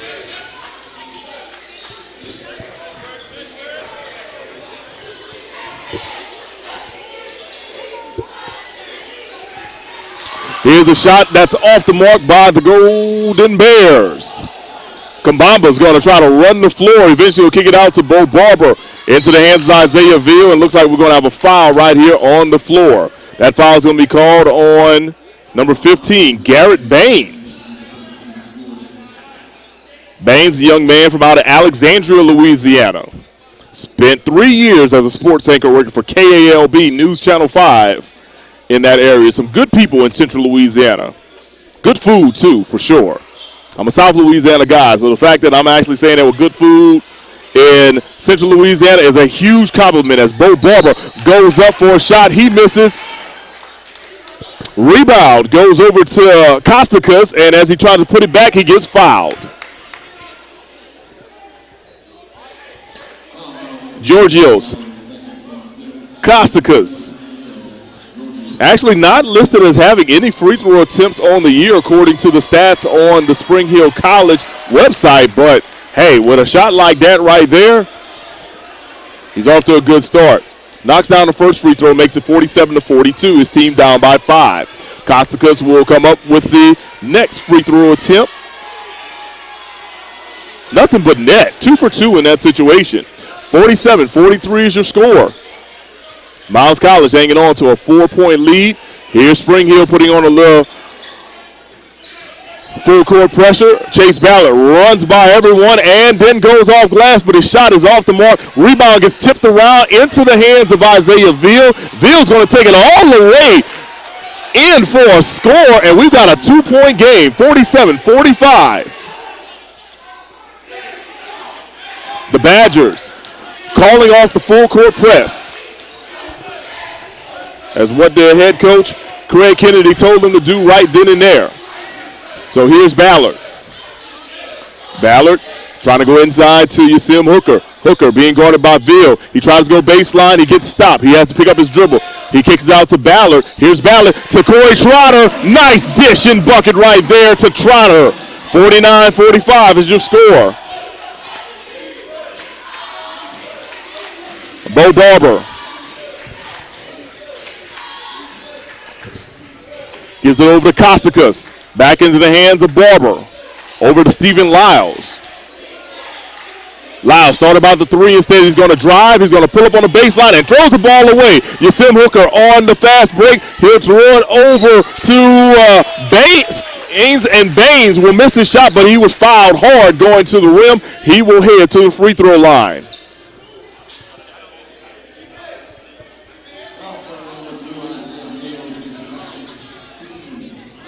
We don't have any stats on the year for Baines from the free throw line, so he gets a fresh start if that's the case.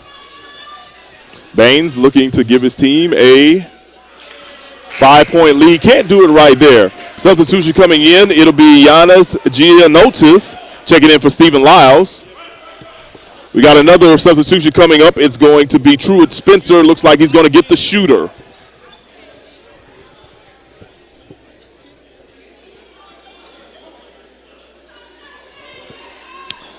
And the free throw is good.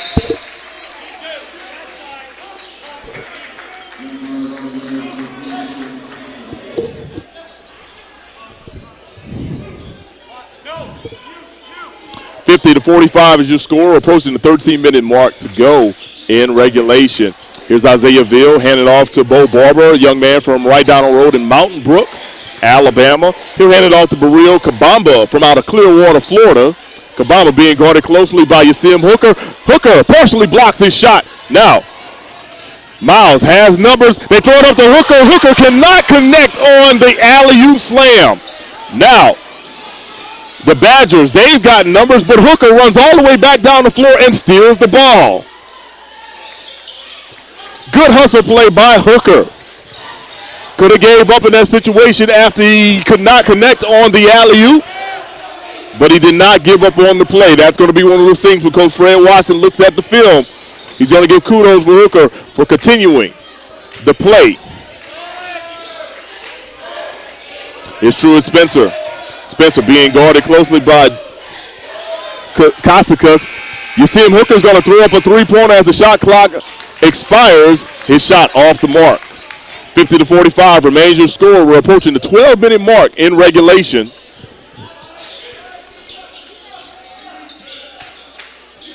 They throw it inside to Kabamba. Bamba trying to back down. You see him, Hooker. He throws it inside Isaiah Veal. Veal cannot get the bucket. The tip on the rebound, though, is off the mark, but there's a foul off of the tip, and Kostaka is going to head to the free throw line for Springhill College.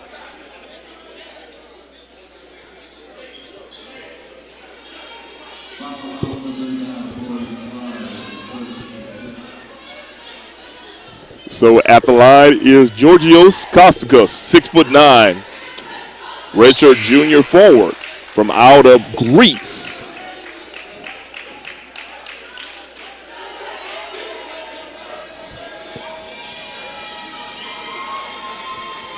He does knock down the first free throw. It's a 4-point game.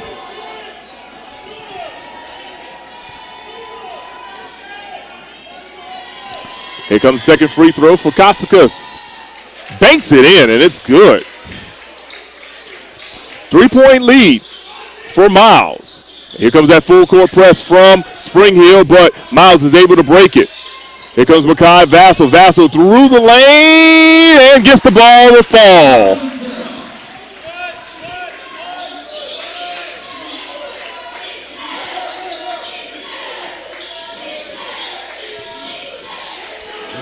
Here's Isaiah Veal.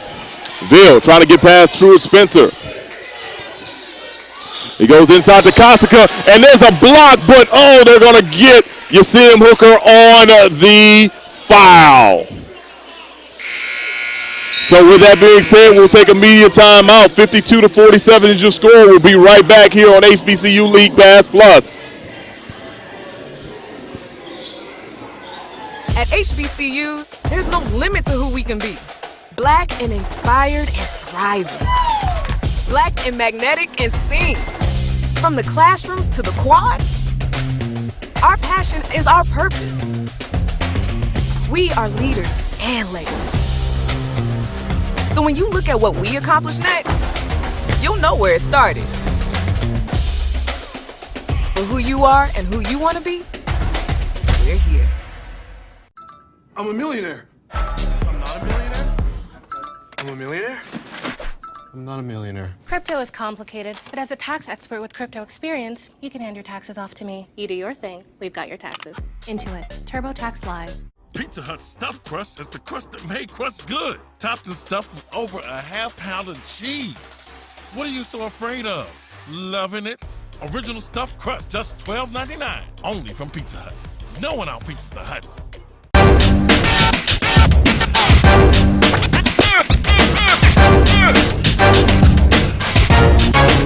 It's like a loop machine.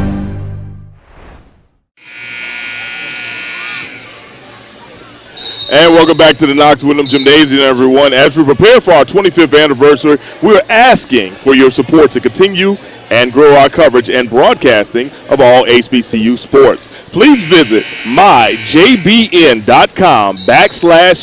GROW, and choose how you would like to support our work. We ask that you at least follow us on all our social media pages, download our app, and share it with a few friends. We hope to continue to be your largest producer of HBCU sports for another 25 years and beyond. So at the line right now is Georgios Kostakis.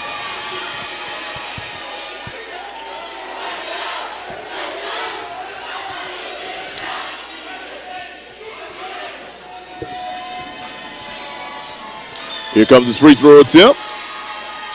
Misses the shot. Rebound goes to Stephen Lyles. Stephen Lyles wrestled away from not one but two Miles players.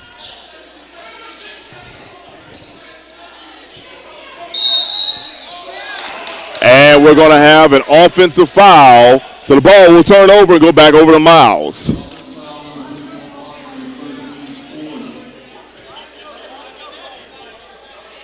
Makai Vassell will take the ball out, getting it over to Chase Ballard. We have not seen much of Rodney Battle in this second half.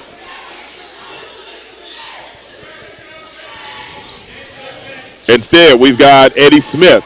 Smith trying to put the moves on Costicus. The spin goes off glass, but he misses the shot. Rebound, Kabamba. Bo Barber with the rock now. Here's Barber trying to get past Eddie Smith. He is denied, though. Costicus wants the ball. He goes inside to Kabamba. Too far under the goal. He'll swing it back out to Stephen Lyles. Lyles will pull up for three. Hits the back iron. Costicus comes up with the rebound. Here's Isaiah Veal. His shot is blocked by Yasim Hooker, but Veal gets the ball back. Goes up and under, and his shot is blocked by Mikael Vassell, but they're saying it's going to be a foul.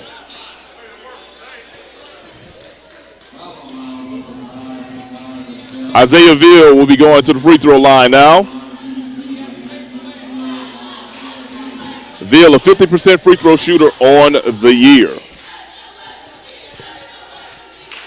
And he knocks down the first free throw attempt. Makes it 52-48.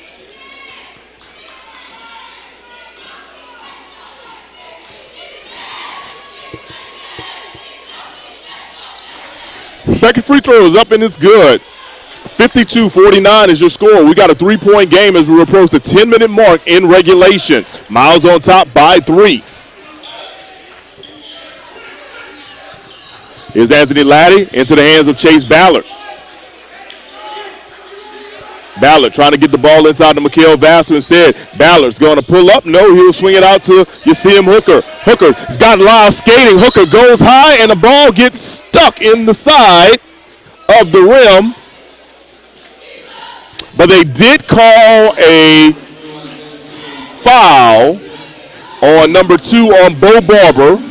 So even though the ball did not fall and it got stuck, Vassell, well, Yasim Hooker, will be at the free throw line. And he is good on the first free throw. 53-49 is now your score.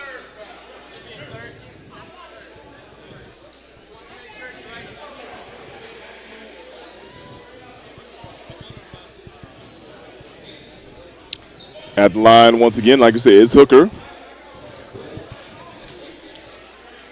He's already made 1 of 1. Let's see if he can make it 2 of 2, and he does.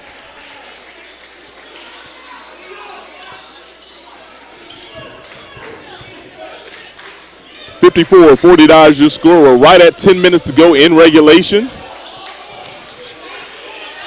Here's Hooker now off the turnover by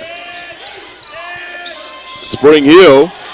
Chase Ballard gets it over to Hooker. Well, Hooker gets it to Chase Ballard. Now into the hands of Mikael Vassell. Vassell going to throw it away to Kabamba.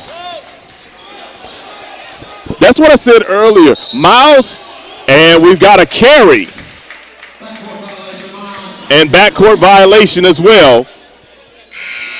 Isaiah Veal is going to check back into the game for Springhill College.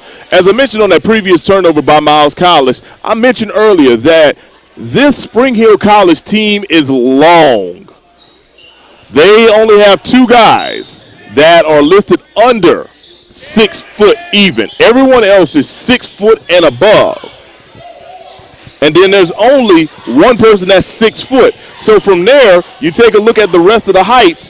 The smallest guy is 6'4", and that's Stephen Lyles. So these guys are long and lanky. And it's going to be very hard to try to throw the ball inside to small spaces in most cases. And there's a turnover right here by Costicus. Costicus throws it away. Score remains 54-49. 9 minutes to go.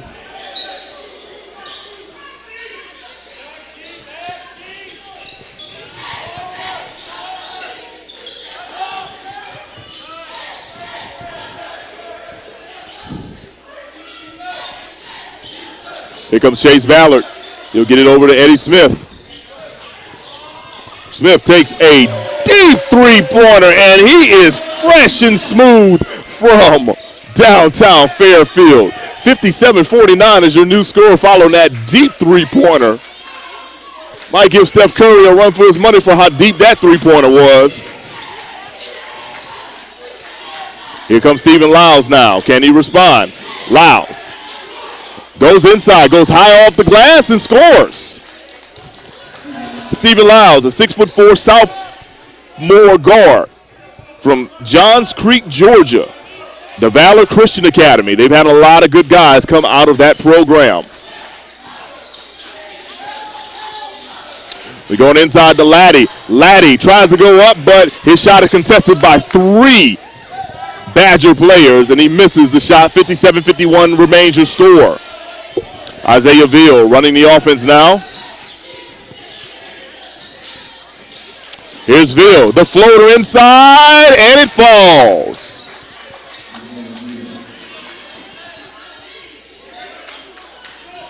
(57-53), 4-point game. Miles holding on. Miles trying to get their 16th win of the season. Here's Anthony Laddie. Laddie over to Chase Ballard. Ballard throws it up, and how about that little nice put in by Mikael Vassell, and give the assist to Chase Ballard on that one.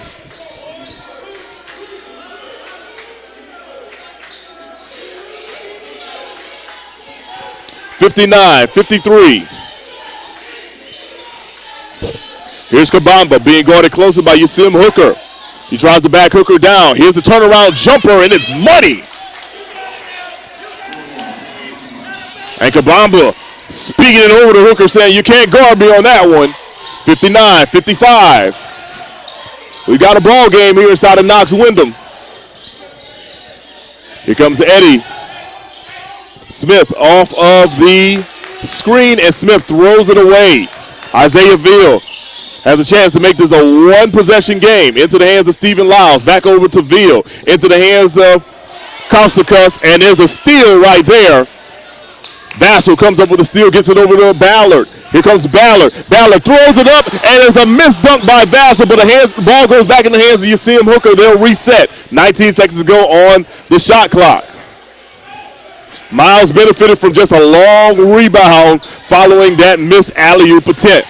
Here comes Ballard now, being guarded closely by Veal. He'll fall to the floor, but he'll get over to Eddie Smith. Eddie Smith thought about a three-pointer. 2 seconds to go on the shot clock. And how about Eddie Smith knocking down the three-pointer with a man in his face as the shot clock was going off. 62-55. Eddie Smith would not be denied that three-pointer. Here's Kabamba. Can he respond with a three? No!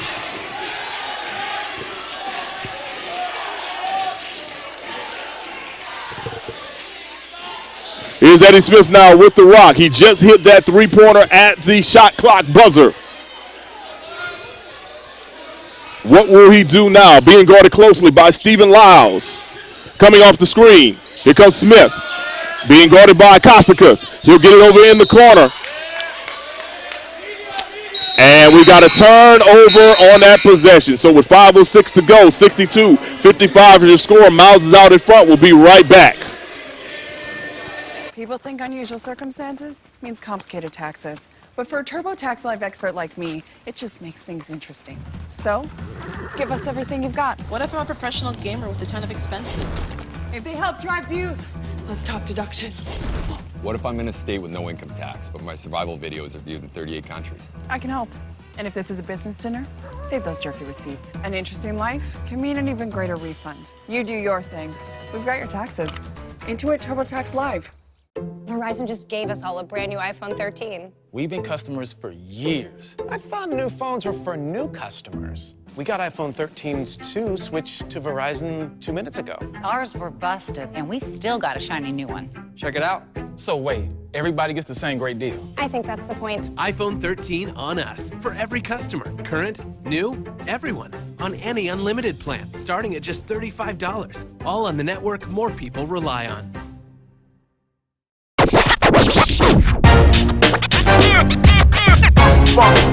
It's like a loot machine. All around town, people trying to get down. And we're back here inside the Knox Windham Gymnasium. The final 5 minutes of regulation are upon us. Right now, your score, Miles 62, Springhill College 55. Our next broadcast with the Miles College Golden Bears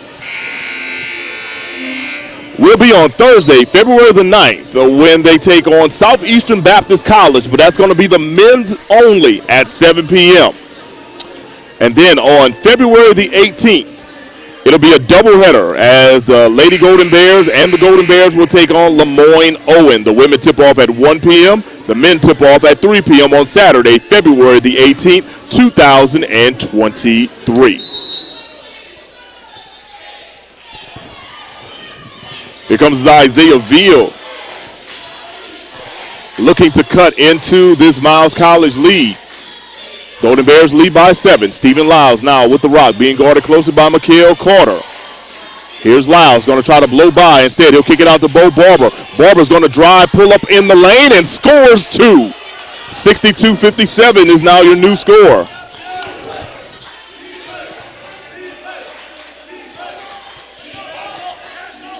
Chase Ballard being guarded closely by Bo Barber. Now into the hands of Eddie Smith. Coming off the screen. He'll get it over to Yasim Hooker. Hooker over to Chase Ballard. Ballard's got a good look at 3. Misses the three-pointer. Rebound goes to Isaiah Veal. Veal's trying to run up court, and he's going to have to dribble it out now. He ran out of real estate as he ran a little too far under the goal. Here's Kostakis. We'll get it over back to Veal. Veal being guarded by Yasim Hooker, and nice inside dish to Kabamba, who will miss the shot, but he'll head to the free throw line to get 2.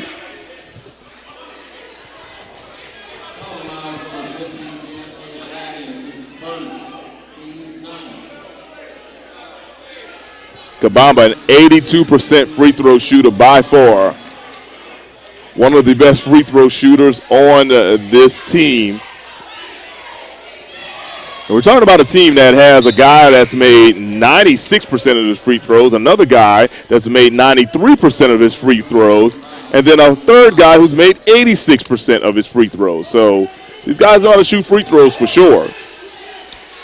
Here comes the next free throw attempt, and it is good by Kabamba. He makes it a 62-59 game. 4 minutes to go in regulation. Here's Corey Trotter. He's got the rock. They're going to try to break the press. Yasim Hooker does. Gets it over to Eddie Smith, and he crosses the half-court line. Back in the hands of Chase Ballard. Gets a little push from Bo Barber. No call. I didn't expect that call to happen. Mikael Carter now swings it over to Trotter. Trotter gets it over to Yasim Hooker. Hooker with 9 seconds to go on the shot clock. Hooker drives, draws a little contact. No call on that one. Bo Barber comes up with the rebound, and then how about the step-back three-pointer by Bo Barber? We are tied at 62. Bo Barber, the Mountain Brook native, right down the road, and he ties the ball game here.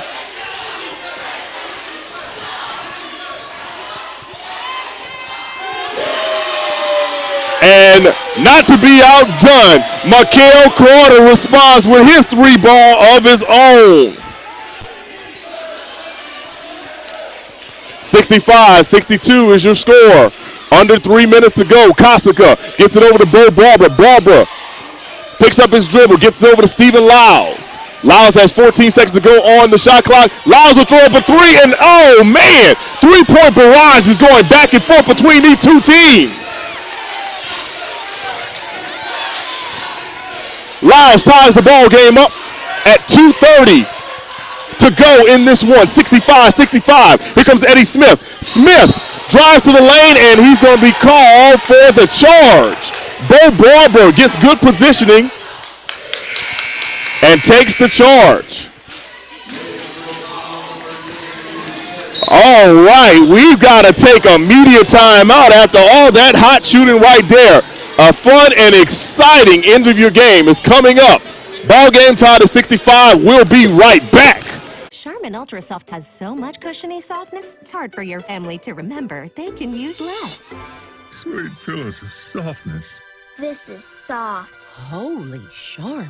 Oh, excuse me. Roll it back, everybody. Sorry.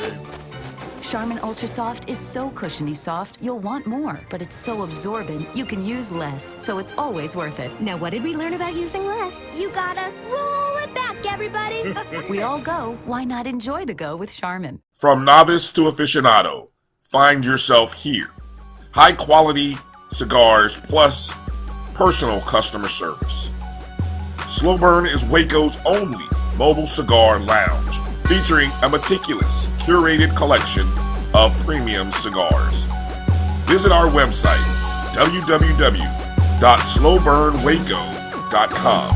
That's www.slowburnwaco.com.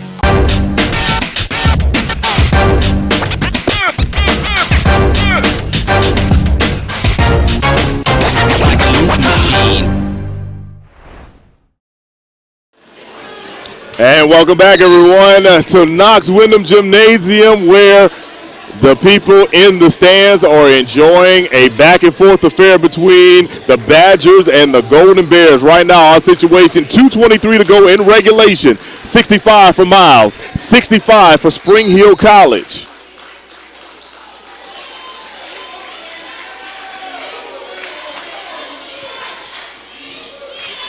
Here comes Kabamba. He'll get it over to Bo Barber. Barber, who's already knocked down a couple of three-pointers, comes off the screen, gets it over to Costikas. Costikas gets it over to Kabamba. 12 seconds to go on the shot clock. Kabamba being guarded closely by Yasim Hooker. He will throw it over in the corner. Veals got 5 seconds to go. He'll have to step back with a three-pointer. Oh, it rims in and out. The rebound goes to Stephen Lyles. 1:49 to go. You kind of almost hear the air being taken out of Knox Wyndham as that thing was going around the cylinder, and then a sigh of relief came back out as Stephen Lyles' three-point attempt is well off the mark. 1:27 to go. 65 is your score. Chase Ballard running the offense, being guarded closely by Isaiah Veal. Now, into the hands of Mikhail Vassar. Mikhail Vassar, a turnaround jumper off the mark. Rebound, though, goes to Yasim Hooker. Hooker throws it off of Bo Barber.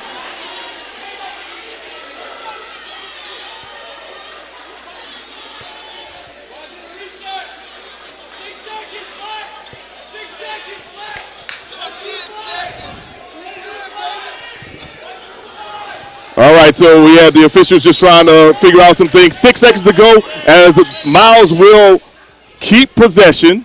And off of the inbounds, we've got a foul. That's the 16th foul now. Next foul for Springhill College will send Miles to the line. 20 seconds to go on the shot clock. Here comes Chase Ballard. Gets it over to Eddie Smith. Eddie Smith being guarded by Lyles. Eddie Smith, crossover, pulls up. Eddie Smith, money! From the top of the free throw line is Eddie Smith. Eddie Smith got Stephen Lyles skating. He stepped back with the crossover and knocked down the bucket to give his team a 67-5 lead. Springhill needs a timeout, but guess what? We don't need a timeout. We're going to keep it locked right here because we want you to enjoy all of this energy from this game that is going on. What a ball game between these two Alabama foes. Springhill from out of the Mobile area. Miles, you know, we're here in Fairfield, Alabama. Miles on top, 67-65. Coach Fred Watson trying to get his team to their 16th victory of the season and their 12th victory in SIAC play. This game is very, very important for both teams from a positioning standpoint. Springhill is trying to climb the ladder in the SIAC West. At the top of the ladder, you find both Miles and Tuskegee. Tuskegee swept the Golden Bears, so they have the head-to-head tiebreaker. Right on the cusp of both Tuskegee and Miles is Lemoyne Owen, a team that will visit the Knox Wyndham Gymnasium on Saturday, February the 18th, in a doubleheader with the women tipping off at 2 Eastern, 1 Central, and the men tipping off somewhere around 4-3 Central. So every win down this stretch is going to be crucial for both of these teams. But right now, every shot is going to be crucial for both of these teams as well. Miles has answered the call. and they've been able to take the lead. Can the Badgers tie it or take the lead? Here's Isaiah Veal. Veal's going to get a screen. No, instead he's going to hand it off to Bo Barber. Barber being guarded closely by Chase Ballard. Kind of gets a double screen here, and Bo Barber loses the ball right here in front of our broadcast booth. Turnover goes back over to Miles College.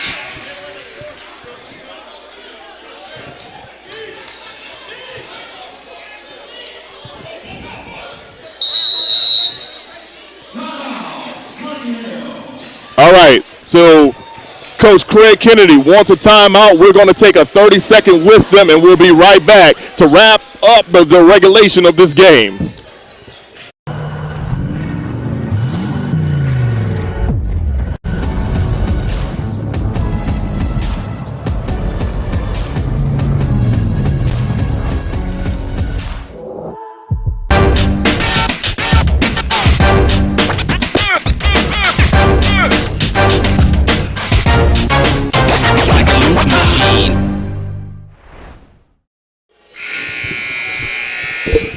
All right, everyone, we are back. 34.7 seconds to go in this contest between Miles College and Springhill College, two teams in the SIAC that hail from the state of Alabama. In their last outing, it was Miles that beat these same Springhill College Badgers by 12. Much closer contest tonight inside of the Knox Windham Gymnasium.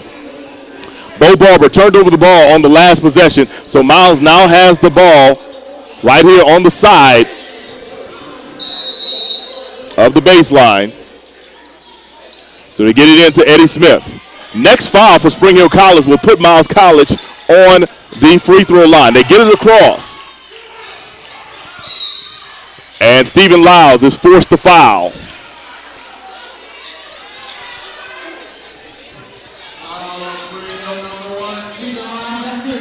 And with that foul, Stephen Lyles will foul out of the game. He's been one of the bright spots today for this Badgers team. Stephen Lyles will foul out with 10 points and 3 rebounds.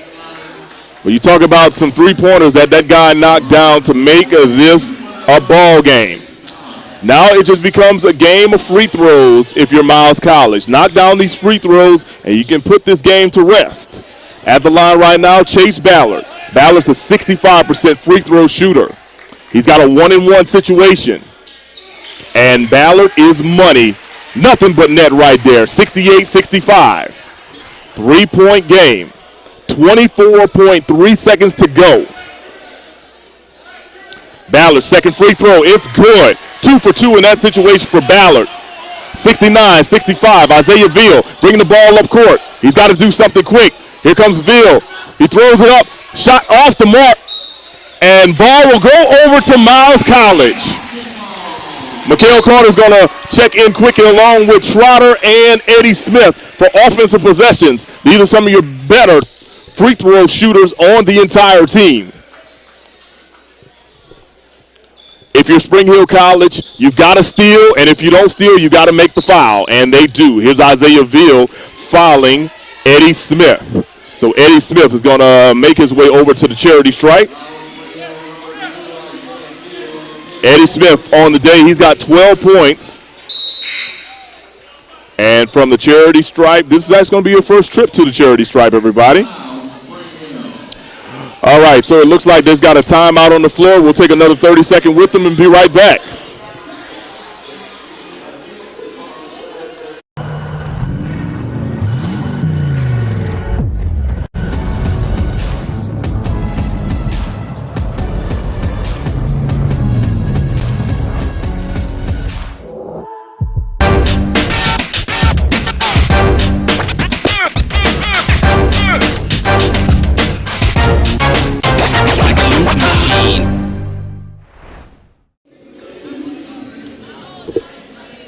All right, and welcome back to the Knox Windham Gymnasium. 13.2 seconds to go in regulation. Miles holding on to a 69-65 win. Well, 65 lead, hoping for the win. With a victory, Miles will improve to 16-5 on the season and pick up their 12th victory in SIAC play. Eddie Smith is heading to the line for Miles. With these free throws, he could definitely put this game out of reach. On the season, Smith is a 62% free throw shooter. And he knocks down the first one.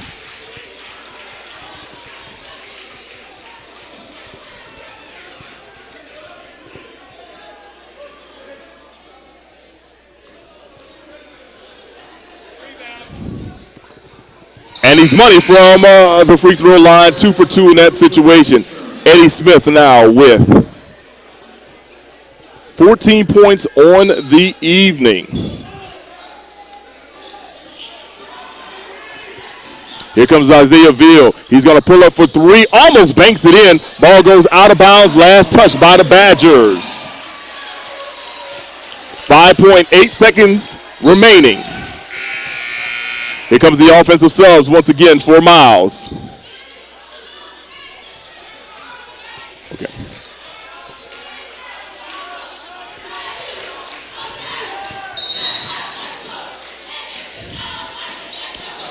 Trying to get it in. You have to call a timeout to avoid the 5 second. And they do. We're going to keep it here, everyone. And while we do, let me read the special message from our boss man, Roy Evans. As we prepare for the 25th anniversary, we are asking for your support to continue and grow our coverage and broadcasting of all HBCU sports. Please visit myjbn.com/grow and choose how you would like to support our work. We ask that you at least follow us on our social media platforms, download our app, and share it with a few friends. We hope to continue to be your largest producer of HBCU sports for another 25 years and beyond. Once again, that's a message from our boss man, Roy Evans of the Black College Sports Network. Following tonight's game, Miles College will hit the road. First, they'll head to Wilberforce, Ohio to take on Central State this Thursday with a 4:30 tip-off with the women and a 6:30 tip-off for the men. Then on Saturday, they'll be in Frankfort, Kentucky, where they'll take on Kentucky State. Our next broadcast here on BCSN is going to be on Thursday, February the 9th, when Miles College, the men only, take on Southeastern Baptist. That's a 8 p.m. Eastern, 7 p.m. Central tip-off time. The next doubleheader on here will be February the 18th against Lemoyne Owen. And looks like we got a little jaw jacking going on, and it looks like Beryl Kabamba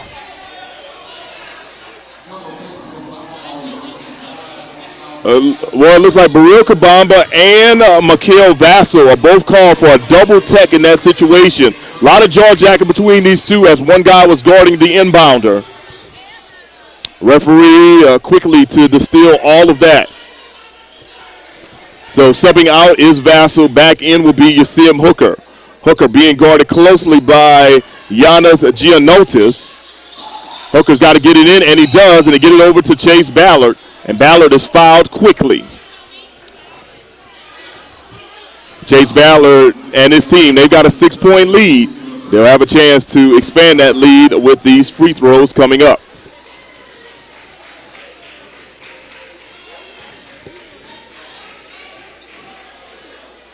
Ballard on the day only has 1 point, but he's got 3 rebounds and 7 assists. And he knocks down the free throw, 72-65. So as I mentioned, everyone, next broadcast Thursday, February the 9th for the men only as they take on Southeastern Baptist College. Next doubleheader Saturday, February the 18th against Lemoyne Owen, the Magicians. Women tip off at 2 Eastern, 1 p.m. Central. Men tip off 2 hours later. And there's the second free throw by Ballard, and it's good. They throw it in to Bo Barber. Barber's got 3 seconds to go. He'll pull up for a deep 3, misses the shot, and that's the final buzzer, everyone. And a hard-fought victory. It was Miles College that comes up with a 73-65 victory over the Springhill Badgers. What a hard-fought victory tonight for Miles College. With the win, they improved to 16-5 on the year, 12-4 in SIAC play. Let's run you down some quick stats. Mikael Carter, your leading scorer this evening. He had 18 points, and he knocked down 5 3-pointers in the process. Yasim Hooker had 17 points. For Springhill, leading scorer was Isaiah Ville with 14 points. Team stats, 51% was shot by Miles, while Springhill shot 35%. Miles knocked down 8 3-pointers. Springhill knocked down 7 3-pointers. And then, from a rebounding standpoint, it was actually Springhill that actually out-rebounded Miles College 37-30. So what we're going to do is we're going to bid you an early farewell, everyone. Thank you so much for tuning in to BCSN and HBCU League Pass Plus. Well, once again, your final score, Miles College 73, Springhill College 65. I'm Mo Carter. I want to thank the entire crew for making this happen and this broadcast for going on without a hitch, everyone. We will see you next time on BCSN and HBCU League Pass Plus. Have a